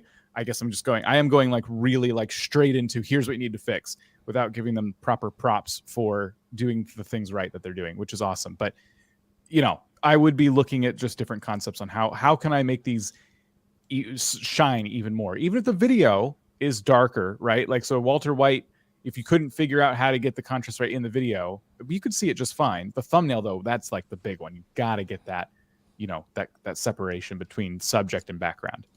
Yep. Let's go back into the randomizer and we're going to pick out this time the Ecom Bowl. I assume this might be about investing, cryptocurrencies, something along those lines. And I was somewhat correct. Jeff, what are we looking at here? Some bright, punchy thumbnails, nice branding. Promising start here, it looks like, for the channel. Yeah, it looks pretty good. I'm not sure how long they've been added for. I've seen their name pop up a couple of times in the chat, so which is good. Like not just in this live stream, but I think I've seen them in previous live streams as well. So glad we actually managed to pull them up out of here. But one of the things that I'm kind of seeing, because it says it was Ecom Bull, right? Yeah. So let's see, grow your online business. So there's a lot of ands in that. E-commerce and marketing and ads and tips and tutorial. So there's a lot of ands going on there. It's doing pretty good. Like the thumbnails look good, a little on the busy side for me. Like a touch, yeah. Yeah, like how to hire TikTok influencers. There's so many things happening. There's a how to hire TikTok influencer, and then can you advertise my product, and then the TikTok creator marketplace. And there's so many elements. It's like, bro, we got to chill on the elements. You got to. So here's one that I like a little bit better. The latest one, them in the middle kind of thinking. They got the more visitors, there's one element, there's themselves, that's another element, and then two on either side. They've toned it down, but it's more effective because it's less confusing. So that's one of the things where I would probably go with that. Just like sometimes less is more. It's one of the things that I want to make sure people are aware. And I was just thinking also, to make it more simple, I would get rid of that top bit. Yeah, good. Just make these 2 inches bigger. Right? Yeah. Yeah. 100%, man. Yeah, so there's some simplification that can be done here that could make it less confusing, because the old marketing adage, when you confuse you lose, and you don't want people to have to think. You want them to be able to understand your thumbnail instantaneously, read your title, understand that instantaneously, and click in. So we're just talking about removing the barriers of getting them through the door. So don't overthink it. Sometimes people just tend to overcomplicate thumbnails. It's like, hey, cool, you know how to either use Canva, Photoshop, all that stuff. That's awesome. You need to tone it down a notch. So looking at their most popular videos, we've got Shopify appears twice in the best or the top row of videos. No, 3 times actually. So me personally, I would be thinking about pivoting somewhat to a stage of, like, for every 5 videos that you make, 3 or 4 of them are on Shopify, because you've already got an audience for that, but then continue to experiment with other types of content. For sure. Because I see you're also having some success with TikTok. So going back to the conversation we were having earlier, where yes, you should always double down on successful content, but not at the expense of never testing out anything else. But just from the small sample size, from 20 videos, Shopify seems to be your superpower right now. Yep, that'd be the one where you can have that as a cornerstone benchmark content that you do. Let's say they're doing 4 videos a month, right? So 2 of them should be Shopify videos, or 3 of them could be Shopify videos, and the 4th could be that experimental to figure out what's another lane of traffic for your channel. Someone who's also interested in Shopify, what else would that person be interested in? Would it be building a website? Would it be, start thinking along those lines of, if I was this viewer looking for this information, what else would I need to know? And then how can you target that person? So you always have to think of it from the viewer's perspective first, and what they're going to want to watch next. Think of it in that sense. And production quality seems good. We've got B-roll running here, graphics, screen recordings. Seems like a fairly solid recording setup as well. So I think this channel certainly has a lot of the fundamentals nailed down already. Yeah, the Ecom Bull, like, if they're still in chat, if they're even listening, I have high expectations of this channel. So they're off. They have a lot of fundamentals right. This feels like one of those channels that this isn't their first channel. That's what it almost feels like to me. But yeah, stuff is looking good, man. So I have high expectations that if we come back and see them in 6 months, I'm hoping to see them well into monetization and going strong. And if we had Heather here from Think Media, she would probably be going into depth about how you are already turning this channel into a business. So I'm just looking, like, you only have 1 referral link on your description right now. I'm wondering, are you going to be offering your own digital products and services, or a course to help people? That's something that I understandably you probably haven't had a chance to create yet, but it already looks as if you may have the ability to sell this type of knowledge and wisdom to your most ardent viewers and supporters of the channel. Absolutely. Dan, I'm going to assume you're good, and then we can move on to the next channel. All right. Yeah.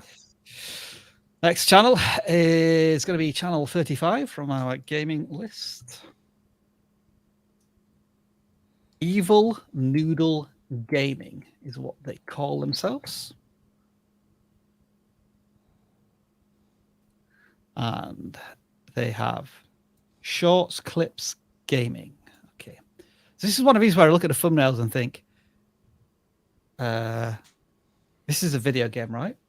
Yeah, it is. Okay, well, let me take this in for a second, because I'm seeing a lot of, like, you know, different types of cop cars, and now I'm wondering, British police cars. Is this an RP channel? So it looks like it. Yeah, role play channel, but from the perspective of one person on a big role play server who happens to be playing a cop. So there's a big thing, and I don't know if it's as popular as it was a few years ago. Sometimes it has ups and downs, but it's Grand Theft Auto 5, but on these modded servers where people role play. And, you know, it's really entertaining to watch, especially certain streamers, like, and they all take on a job and a persona on this server, and they go around doing stuff. So that's what I'm wondering. Highly entertaining. Yes, it can be really addictive to get into those. I'm afraid to watch them because of how much time you can sink, because the streams are still very long. Okay, with that being said, then shall we just watch the first 15 seconds of one of these videos and see if they deliver on that? Yeah. So we'll just do Traffic Cops, GTA 5 mods. It might not be. Let's just see. Yeah. Vehicle is swerving to try and push us out of the way. Oh no! Right, just stand. Oh my days! Oh, I'm getting a twitch. I got a branded intro Twitch there, but what was he saying there? Was he just introducing? Oh, right. So when I went off, we don't like the branded intro, is all Rob was going to say. It was very long, and it interrupted for too long. Get rid of it. Is that Jonk? Sounds like Jonk's voice. Is this Jonk's secret channel? Well, thank you for joining us. Welcome to Evil. Oh, no, okay. Welcome back to the British Police LS close. Media Bar. If you're new to the channel, thank you for joining us. So I think what I did like was that they included a couple of fun moments, like a little bit of a montage, maybe 3 or 4 montage clips, even faster. May have been an idea just to increase it again, and obviously get rid of a branded intro. But it felt like there was some good fundamentals in there to get me into the video. Yeah, I would say so. So there's a lot of potential there, I think. What's interesting is I didn't catch whether or not they were on a server. Can we check the description of a video? I'm obsessed with this because it makes a difference. Like if they're doing roleplay content on a server versus solo roleplay, it's kind of a big difference. So there's the mod they're using, the uniform, Evil Noodle Discord. So that's their personal Discord. RPU officer. So I'm kind of okay. So it's not like a big server where there's like people and stuff. They're just playing this role as a. They're playing this role as a police officer in Grand Theft Auto, and they're kind of doing this as a series. Are you listening to it, or are you just a little bit? I was wondering if you were going to sort of talk over it. Okay, yeah. Sorry, I was trying to hear it and getting distracted. This is absolutely fantastic. This car. It's free to download as well. Also from Unimods. I'll link it in the description for you. We're gonna do. So if we were doing video reviews, I would say there's like way too much intro. You know, I feel like we're still in the intro. Like the content hasn't started yet. They're talking about the mod. They're talking about thanks for joining me, all this stuff. But we'll save that for tomorrow. We have a bunch of tips like that coming at you tomorrow at 2 p.m. Eastern. But it looks like it could be a pretty fun series. But the next thing you need to work on is your titles, because the titles are just not doing it for me. Traffic Cops, GTA 5 mods, and then like a whole bunch of like other stuff related to the series that you're doing. Met our ARV Patrol. Like, when you do these titles, can you go into a little more detail about what's going to happen in the episode? Like, what about Traffic Cops? You know, this one's more exciting. Police Dog Saves Me. Exactly. The dog Yeah. needs to be bigger, and that's a really good action shot there. But there's just a little bit of a disconnect between what that dog's doing and why is the arrow pointing at the car. I feel as if I'm trying to be too much is being communicated in the thumbnail. Yeah, I would have made the fight scene bigger. I would have cut the dog out and moved him in a little bit more so you could expand on the fight scene. The arrow should be pointing at the guy punching you. The background should be blurred. But these, again, we're nitpicking thumbnails now, but I love that as a title. It also, I don't love how you're relying on these episode numbers, it seems, to differentiate each video. And when you do an episodic series, I get the temptation. You're putting the episode numbers at the end, but some of these titles, only some of them, feel like the episode number is the most different thing I'm getting, And I'm also wondering if it's going to turn people off because they feel like they need to watch 30 other videos before they can watch episode 31. I've always kind of worried that, but I've seen episode numbers work out in people's favor. But when they work out, they do a really good job of differentiating each video by the title. And a great example you should look at is Ryan Trahan's latest series. He just wrapped it up. His goal was to deliver a penny to Mr. Beast, and he could only cross the country using a penny. And it was 30 videos long, and so they had episode numbers, but every single episode and every single thumbnail was really good at differentiating each one from the other. They communicated a very clear point. So I've talked about the titles, the thumbnails of this video. The car is like the star of each one. And I feel like that's detracting from a more interesting story that could be told with these thumbnails. It's cool, like it's a neat mod, but what else could you communicate? Because sometimes it just feels like you don't know what to do, so you put a picture of the car and an arrow pointing at something. I was just looking at, I guess what I was a little concerned about was what was the ultimate audience reach of this UK police gaming mod? Mm-hmm. Because the channel is uber consistent. You look at each video and they get pretty much guaranteed 250 views. A little more, a little less, which is phenomenal in that you have a core audience. But is that the ceiling? That doesn't seem to be the case. When I've done a search here, you do have other creators who are using the same mod that are getting thousands of views in the last few days. So Double Doppler and Dodo McGee look to be your competitors in this space. Maybe this Dodo McGee is somebody who's like just a touch larger than you in terms of audience size.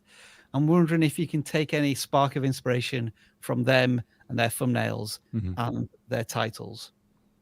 Yeah, I would be looking at these other channels that are using this mod. It looks like the mod is the star of these channels, which is very interesting. But I would argue that while the mod is interesting, there should be more of a mass appeal here. It is cops in Grand Theft Auto. It's not, for anyone who likes Grand Theft Auto content, it's not that far away from what you're doing, So I think you could try to, focus less on the fact that, yes, it's a British police officer, and more on the action. And the car will be in the thumbnails and things like that. But, sometimes I feel like there's that could hold this channel back as I look at this. And the final point, looking at the video length, they're all 20 minutes plus, half an hour. Dan, you've already identified that you feel as if the intro was dragging. That might be a symptom of the video as a whole. I'm wondering if this creator may want to experiment with saying, right, from the same amount of footage, I'm going to edit this into a 12-minute video or an 8-minute video. I'm going to be really ruthless. I'm going to take only the best bits. Again, potentially as an experiment. I'm wondering again, when the other channels do this, what are the video lengths?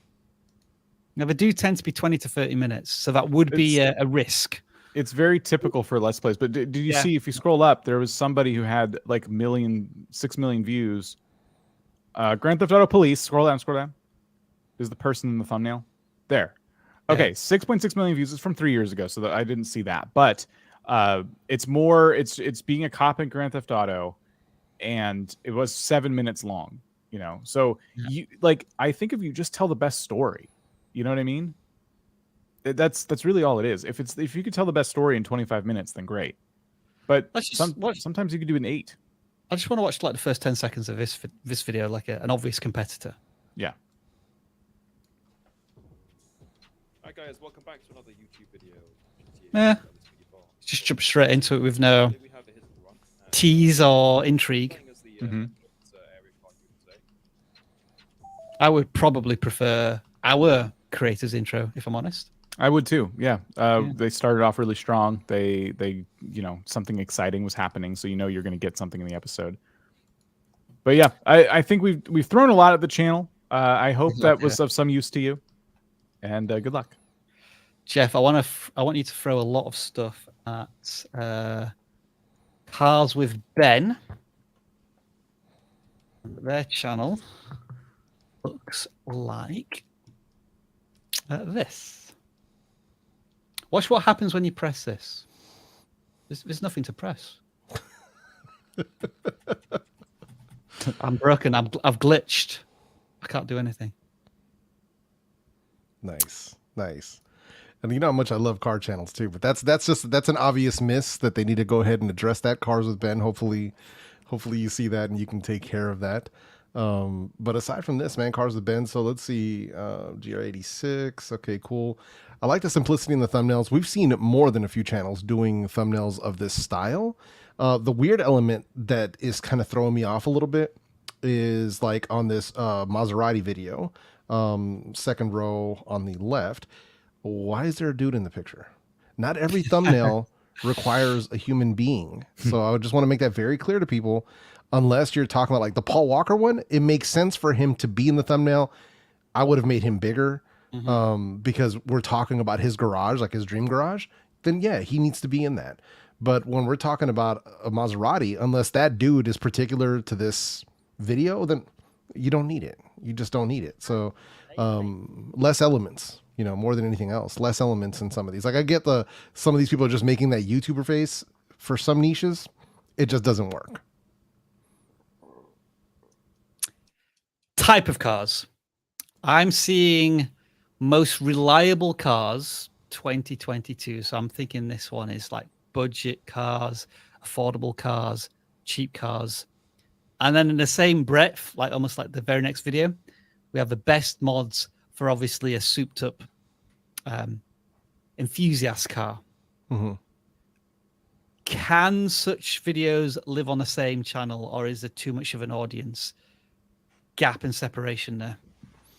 I think they can still work on the same channel, but it's obviously we're targeting two different audiences here, right? Because there's going to be people who are shopping for cars. That's one audience.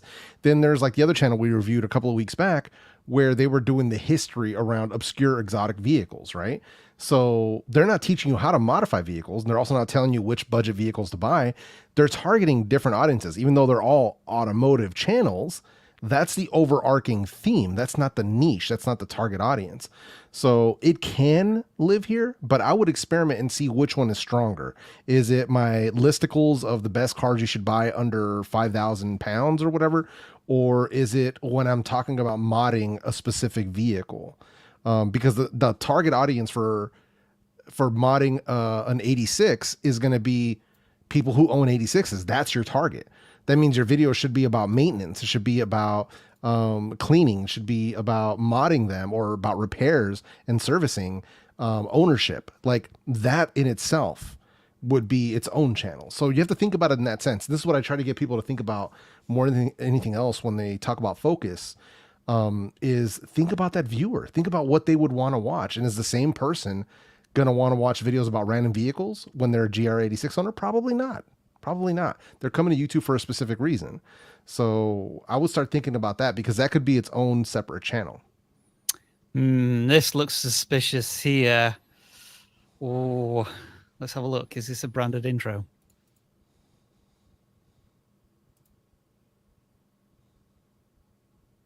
Is there any sound? Hello, everyone. Whoa. Welcome back to Cars That was a with Ben. branded intro. In today's video, So that was a silent branded intro.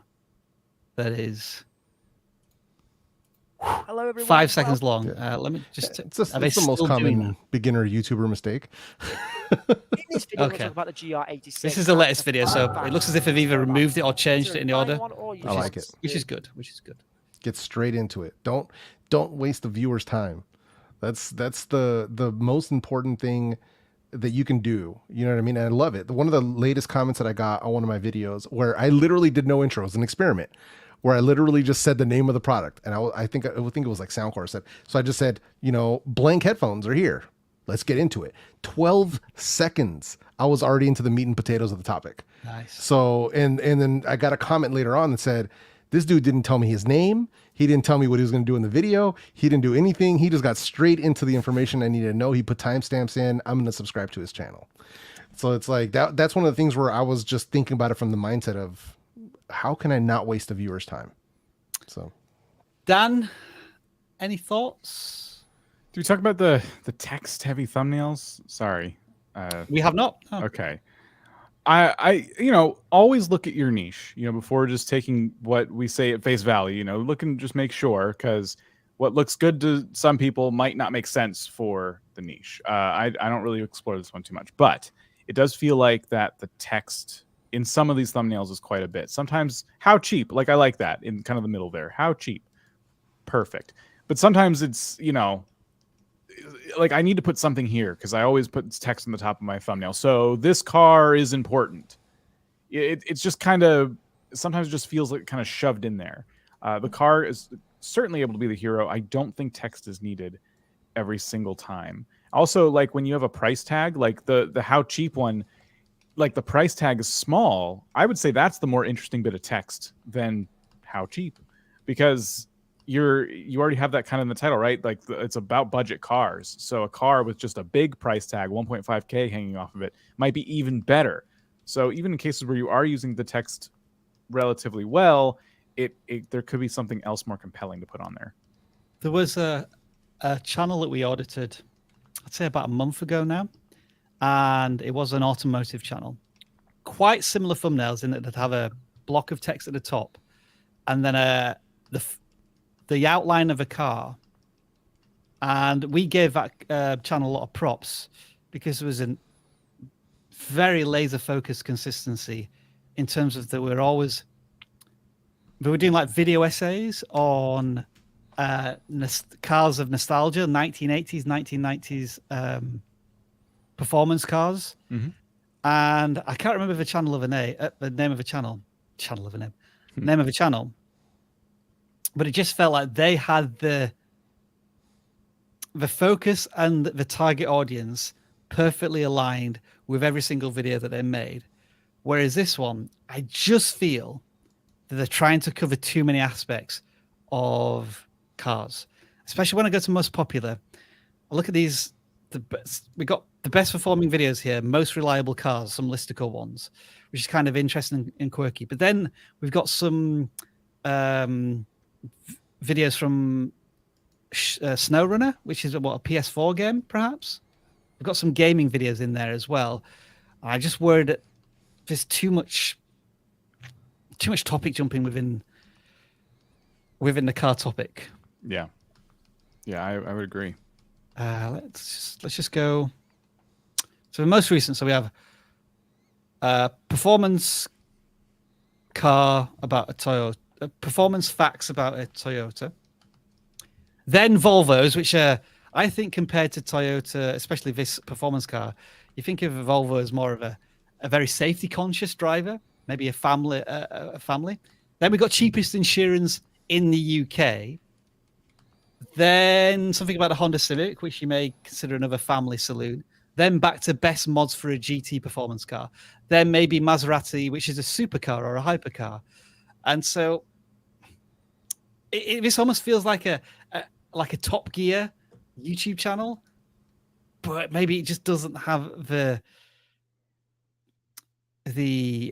presence, the history, the wide fan base audience in order to attract that audience every time. Because again, the creators making a lot of content and have been making a lot of content over this past year. And the thumbnails have gone through a little bit of an evolution and they're getting somewhat better, but the view counts are more or less where they were this time last year, with some odd exceptions. Some videos are getting thousands of views, but it feels like the videos that perform really well are like 1 in every 5, 1 in every 10 videos, and that needs to be addressed for this channel before they burn themselves out. Oh, frustration. But yeah, just as I mouse over, looks as if they've got a lot of B-roll, or they've got access to a lot of cars in order to talk about all of these cars, which is fantastic as well. Feel as if it's just one or two missing elements that are going to allow this channel to go to the next level.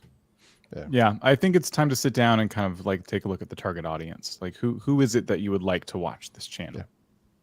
Yeah, consistency in channel focus, because that's something that gets missed, a lot. Because a lot of people think of consistency as an upload schedule. That's only a part of it. Consistently targeting the same viewer, that's far more important, and that's something that I wish somebody would have told me when I first started.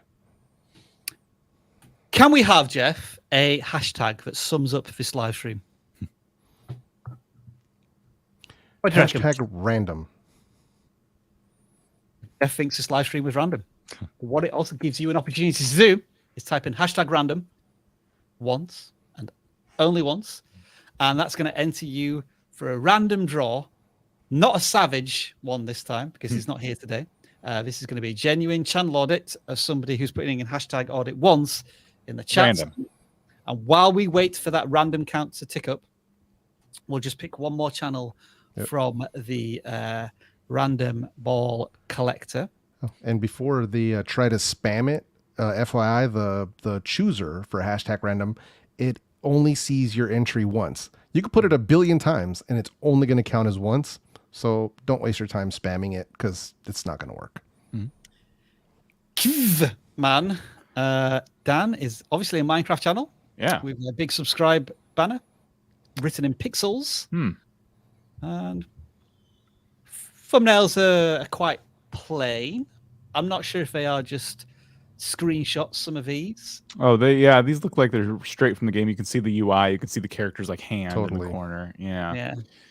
So, I mean, that's the first bit of advice, right? Like the titles and thumbnails aren't going to be compelling enough, especially some of them. Like one just says relativity Minecraft in it. It's so hard to see like what's going on in the picture.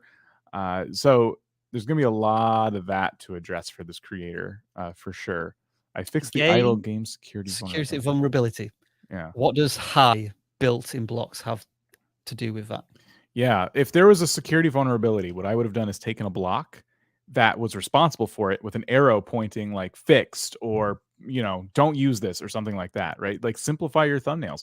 If there wasn't a block causing it, I still would have taken like the command block because it looks like a little computer and, played with that. But, that is to say, you need to first care about using custom thumbnails in the first place. And that I'm not really seeing that with these thumbnails. Yeah. I could be tricked into thinking these were definitely not custom thumbnails.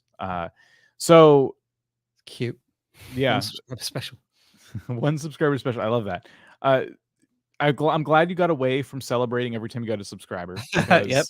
That definitely takes away from the value of your content. You have 13 subscribers. I did not see a 10 subscriber special. Thank goodness. Your subscribers just haven't done it yet. They've not had time, Dan. Right. That's on their list. Your subscribers typically don't care how many subscribers you have. And until 1 million or 100,000. Right. Like some of them want to be on the journey with you, but just mention it casually while you're in the video. By the way, we just hit 10 subscribers. Thanks everybody. Don't make a whole video. It's just a really good way to get your very new returning viewers to not click on a video. So it looks like the one that did the best was this robot is hilarious. Minecraft Create mod. It does look hilarious from what we can see. The Create mod is very popular in the modding space. And I would say this title is very clear. You're just showing something very clear in Minecraft. The video is 29 seconds. It's about one thing. Whereas some of these videos, it doesn't look like they're about anything. So can you keep doing videos like that? I think you've summed it up perfectly there, Dan, because the thumbnails are just screenshots and the titles can be quite plain or random, funnily enough. First impressions are the videos don't look as if they're about anything. And that's kind of the impression you get when you're just scrolling through the content a little bit. Yeah. There are, I think, some more successful Minecraft channels that we've already audited today. Keevman, so do make sure to check them out. For now, I think we are going to pick one of the random channels. Now, I'm just got to get my sound effects ready. I love it. 256 entries. There's been at least 1,000 people spamming the content. So just proof that it only counts once. Yeah, I'm sure the mods love it when I do this. Yep. You mean me? Yeah, sorry. Well, that's a bit harsh. Wow. Wow, how's Zenzeris feeling now, eh? Tish. Who knows? Oh, Who knows? wow. Salty Jeff. I like Salty Jeff. Can that be a character? Salty Jeff. Yeah. Yarr. Jeff takes off the glasses and becomes That's Salty right. Jeff. Andrea Mania. Okay, let's see. Hey, look, we got a subscriber thank you video. Where? 150 subscribers. Only 70 people watched. Isn't that so telling? Like, yeah, great. Paint the Town Red is actually brutal. Presumably some sort of Minecraft mod. 600 views, brilliant. Trapped in Never-Ending Nightmares. All right, this is good. Like 600 views. Yeah. Hey, I got 150 subscribers. No one cares. No. Nope. Just as a really quick example of sometimes community videos, you have to be really careful about them when you're starting to build a traction with your audience. Yeah, it could definitely slow you down depending on how many you do. If it only like your audience is like you in the sense that I'm going to say something really bold right now, but in this, your audience is like you in the sense that they only care about themselves. I mean, as people on Earth, we typically watch out for numero uno first and foremost, right? So like you getting 150 subscribers just could not be more of an invitation to not click on a video in my mind. Like, you know, it's like, okay, good for you. You know, what's in it for me? And that's when you're making YouTube content. That's always what you should be asking yourself. What's in it for my audience? It's your opportunity to show that you don't care just about yourself. You want to bring something, you want to entertain, you want to inform. That's why we are here on YouTube. Well, common misconception about the you in YouTube is that a lot of people think that the you in YouTube is themselves. No, the you in YouTube is the viewer. I love this. That's the you in YouTube. So don't get it twisted. It's about the viewers. It's not about us. I did want to try and frantically put you on full screen there, Dan, and put like disclaimer. These are views only of Dan, who only cares about himself, but I didn't have a chance to write that down. So you only cared about yourself. You didn't have time for me. You know, you're too busy. That's right. Anyway, this channel, I think it's kind of horror skits gaming from what I can gather from the thumbnails and the titles. And as I said, they were starting to pick up some traction here. 1,500 views to 3,000 views. I kind of would love to click on one of these, but I don't know if this is going to be a Is that the PG game, audience. Never-Ending Nightmares? Is that the game? I guess. I mean, I could click on it and maybe mute it. And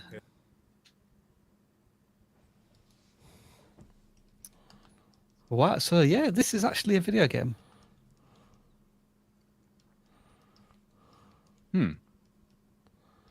Just gonna bring the sound up a little bit. Isn't it? Yeah.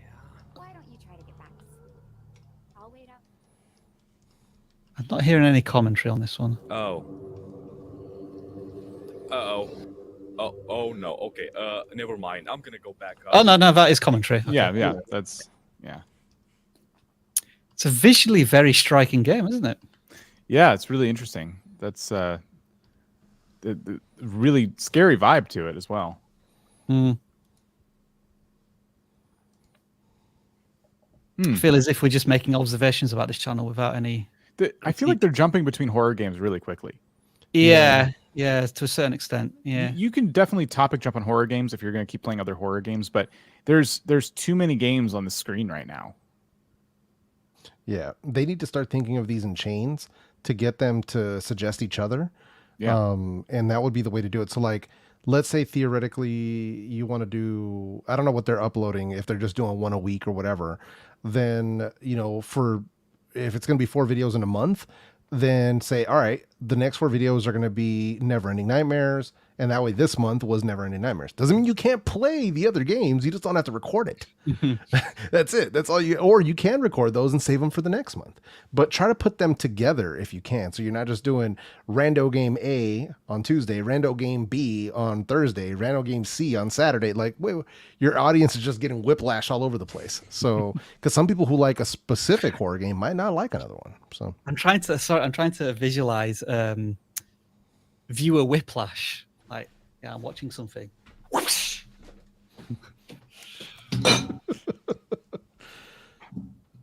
So when I saw my most popular, the encouraging thing here is that their most popular videos are all within the last month.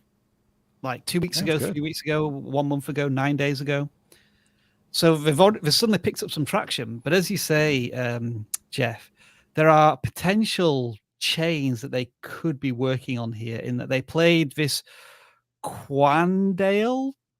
I don't know if that's the game or not, but these two look as if they're from the same game. They got a good number of views. yeah.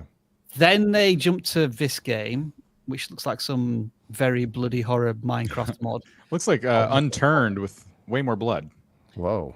Then this game, where they played it Right. for two games, and the first one did really well. Maybe they just got completely put off by one video getting 60 views.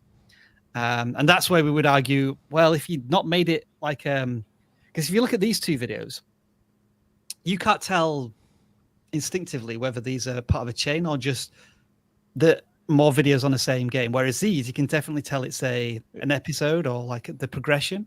That's the thing. Episode 2s always do worse than episode 1s. Yeah. If you're not going to put enough of a spin on episode 2 to make it feel like a different game And we got or video. We have a pretty good opinion here in the chat. Well, it kind of corresponds. It says, as a horror viewer, it's so much better when they stick with one series I like for a few days, then do new ones. So kind of give them something to watch, multiple episodes to watch before you move on to something else, as opposed to constant randomness. Yeah. And yeah, because of that, I think because that last video didn't perform well, maybe it scared them off, and then they tried something else, which looks to be completely new, and that one hasn't taken off. So what are we thinking here? Like, if we were going to chain these videos up, we think of maybe doing a 5 to 10 video series on each of these, like over the course of a month. Yep. Before moving on to the next one. With really Absolutely. thoughtful titles and thumbnails, like Yeah. really make them stand apart from each other. Don't make it seem like, oh, well, I already kind of got the gist of this game in episode 1. Like, don't let episode 1 carry the whole thing. Like, really give people a reason to watch episode 2. Mm-hmm. And that's all down to the pitch of the video. Curious, if I do a search, like what are all of the thumbnails like for this? This game just lends itself to really creepy, visually curious I like thumbnails. it. It almost looks like pencil drawing. So yeah, pretty cool. Okay, let's draw another one from our #random StreamYards giveaway tweet.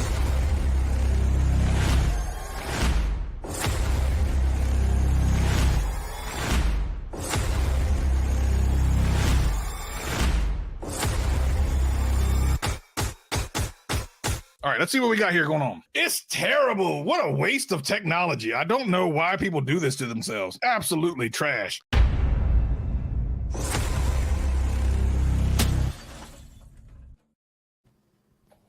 This is an emergency broadcast brought to you by the Savage Man himself, Dr. Savage. I interrupt your normally scheduled, not so good YouTube channels to bring you some savagery. Ladies and gentlemen, I just want to say that last week when I came in, I was spectacular.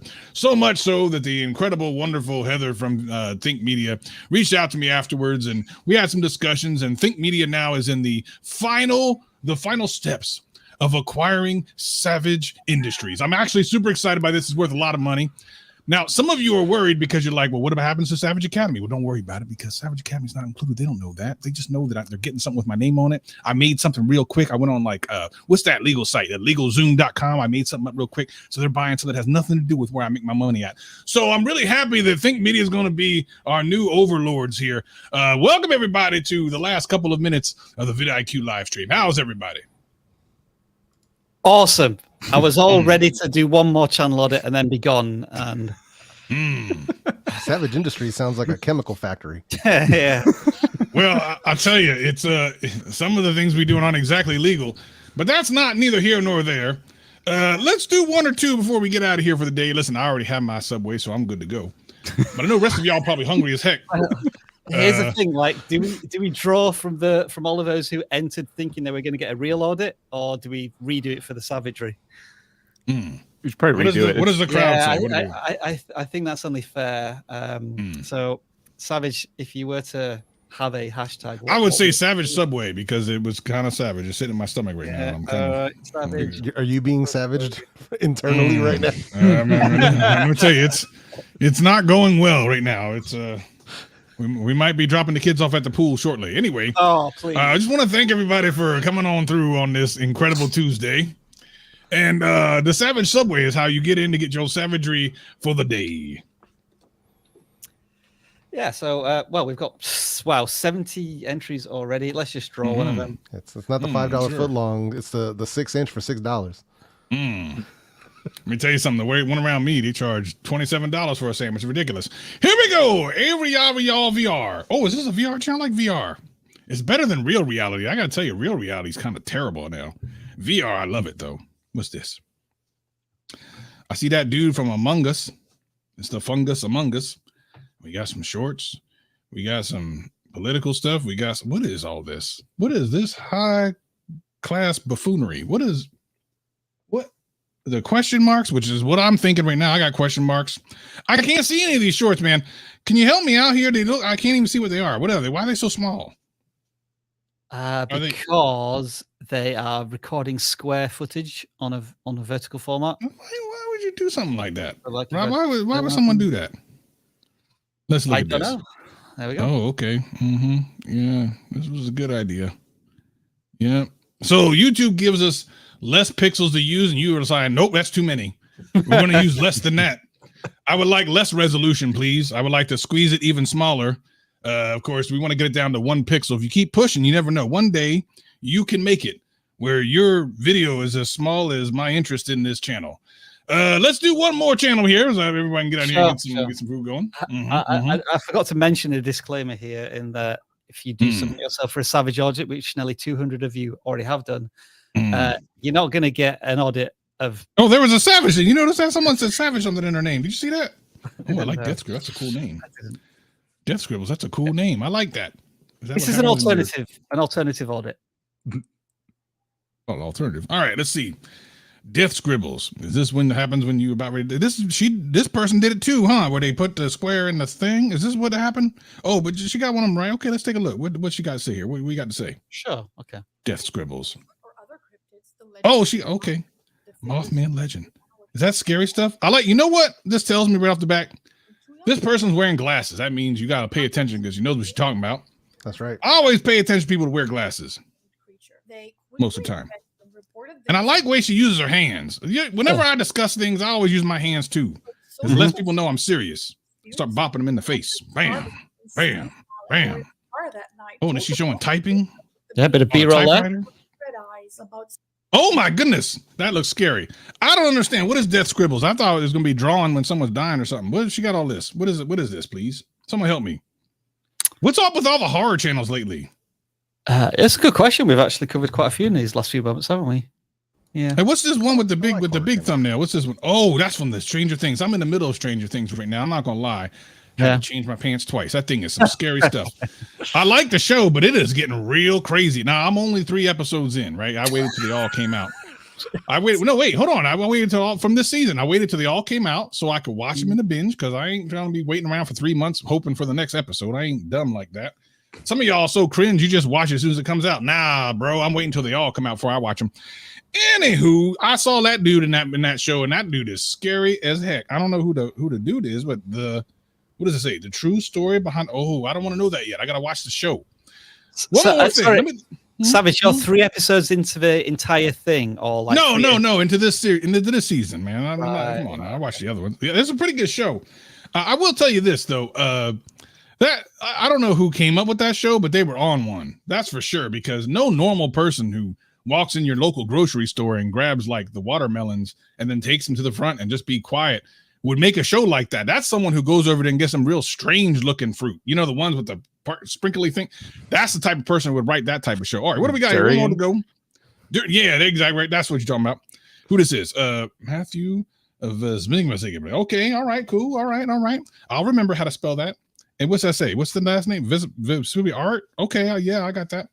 Oh, this guy gets a lot of views. A lot of people watch his channel. What does he do? Let's watch one of these right quick. Sure, which one do you want, Savage? I don't know. The pink with the pink. One of these one with the pink. What's the one with the big pink with eyeglasses? What's that? What that is? QR code is great, but sometimes it's really. Where's the pink girl with the eyeglasses? Who's this dude? Click off. Right there. Look, that's clickbait. I was expecting some animated little person with some glasses. I come with this dude with, I mean, he got glasses. I mean, all right, fair, but he's one of them gingers. He's one of the day walkers. I don't trust them, man. I don't trust day walkers. Oh, there we go. Hold on, there's some animation. But what happened to this fair skinned purple haired person? It's a valid point. It's a valid point. Yeah. Why would you scare me like that, dude, man? When you see a ginger, I immediately go for my holy water. I got it right here. I'm gonna splash it on my screen. All right, look, everyone, I kind of appreciate you coming through. Most of you haven't paid your bill, so I'm a little bit suspicious of you. The rest of you that have paid your bill, thank you so much. Appreciate you. And everyone else who's out there who's new to the channel, we appreciate you greatly. Go and hit that subscribe button, hit that like button. And then when you have an opportunity, go in the comment section, leave your social security number and your address. And I'll get right back to you as soon as possible with the bills. Savage, I'm curious your thoughts on a new, I guess, rival to your Savage Academy, vidIQ Max. Oh, they're doing it wrong. It's like a threat. See, here's the thing. Here's the thing they're doing wrong. See, they grow YouTube channels. I ain't trying to grow no YouTube channel. I'm trying to make me this money. I'm trying to go and get this thing going and say, listen, matter of fact, you know, I'm going to give you one tip. Should I give them a tip, Rob? Like the one tip? Yeah. Okay. The one tip to grow your YouTube channel is this.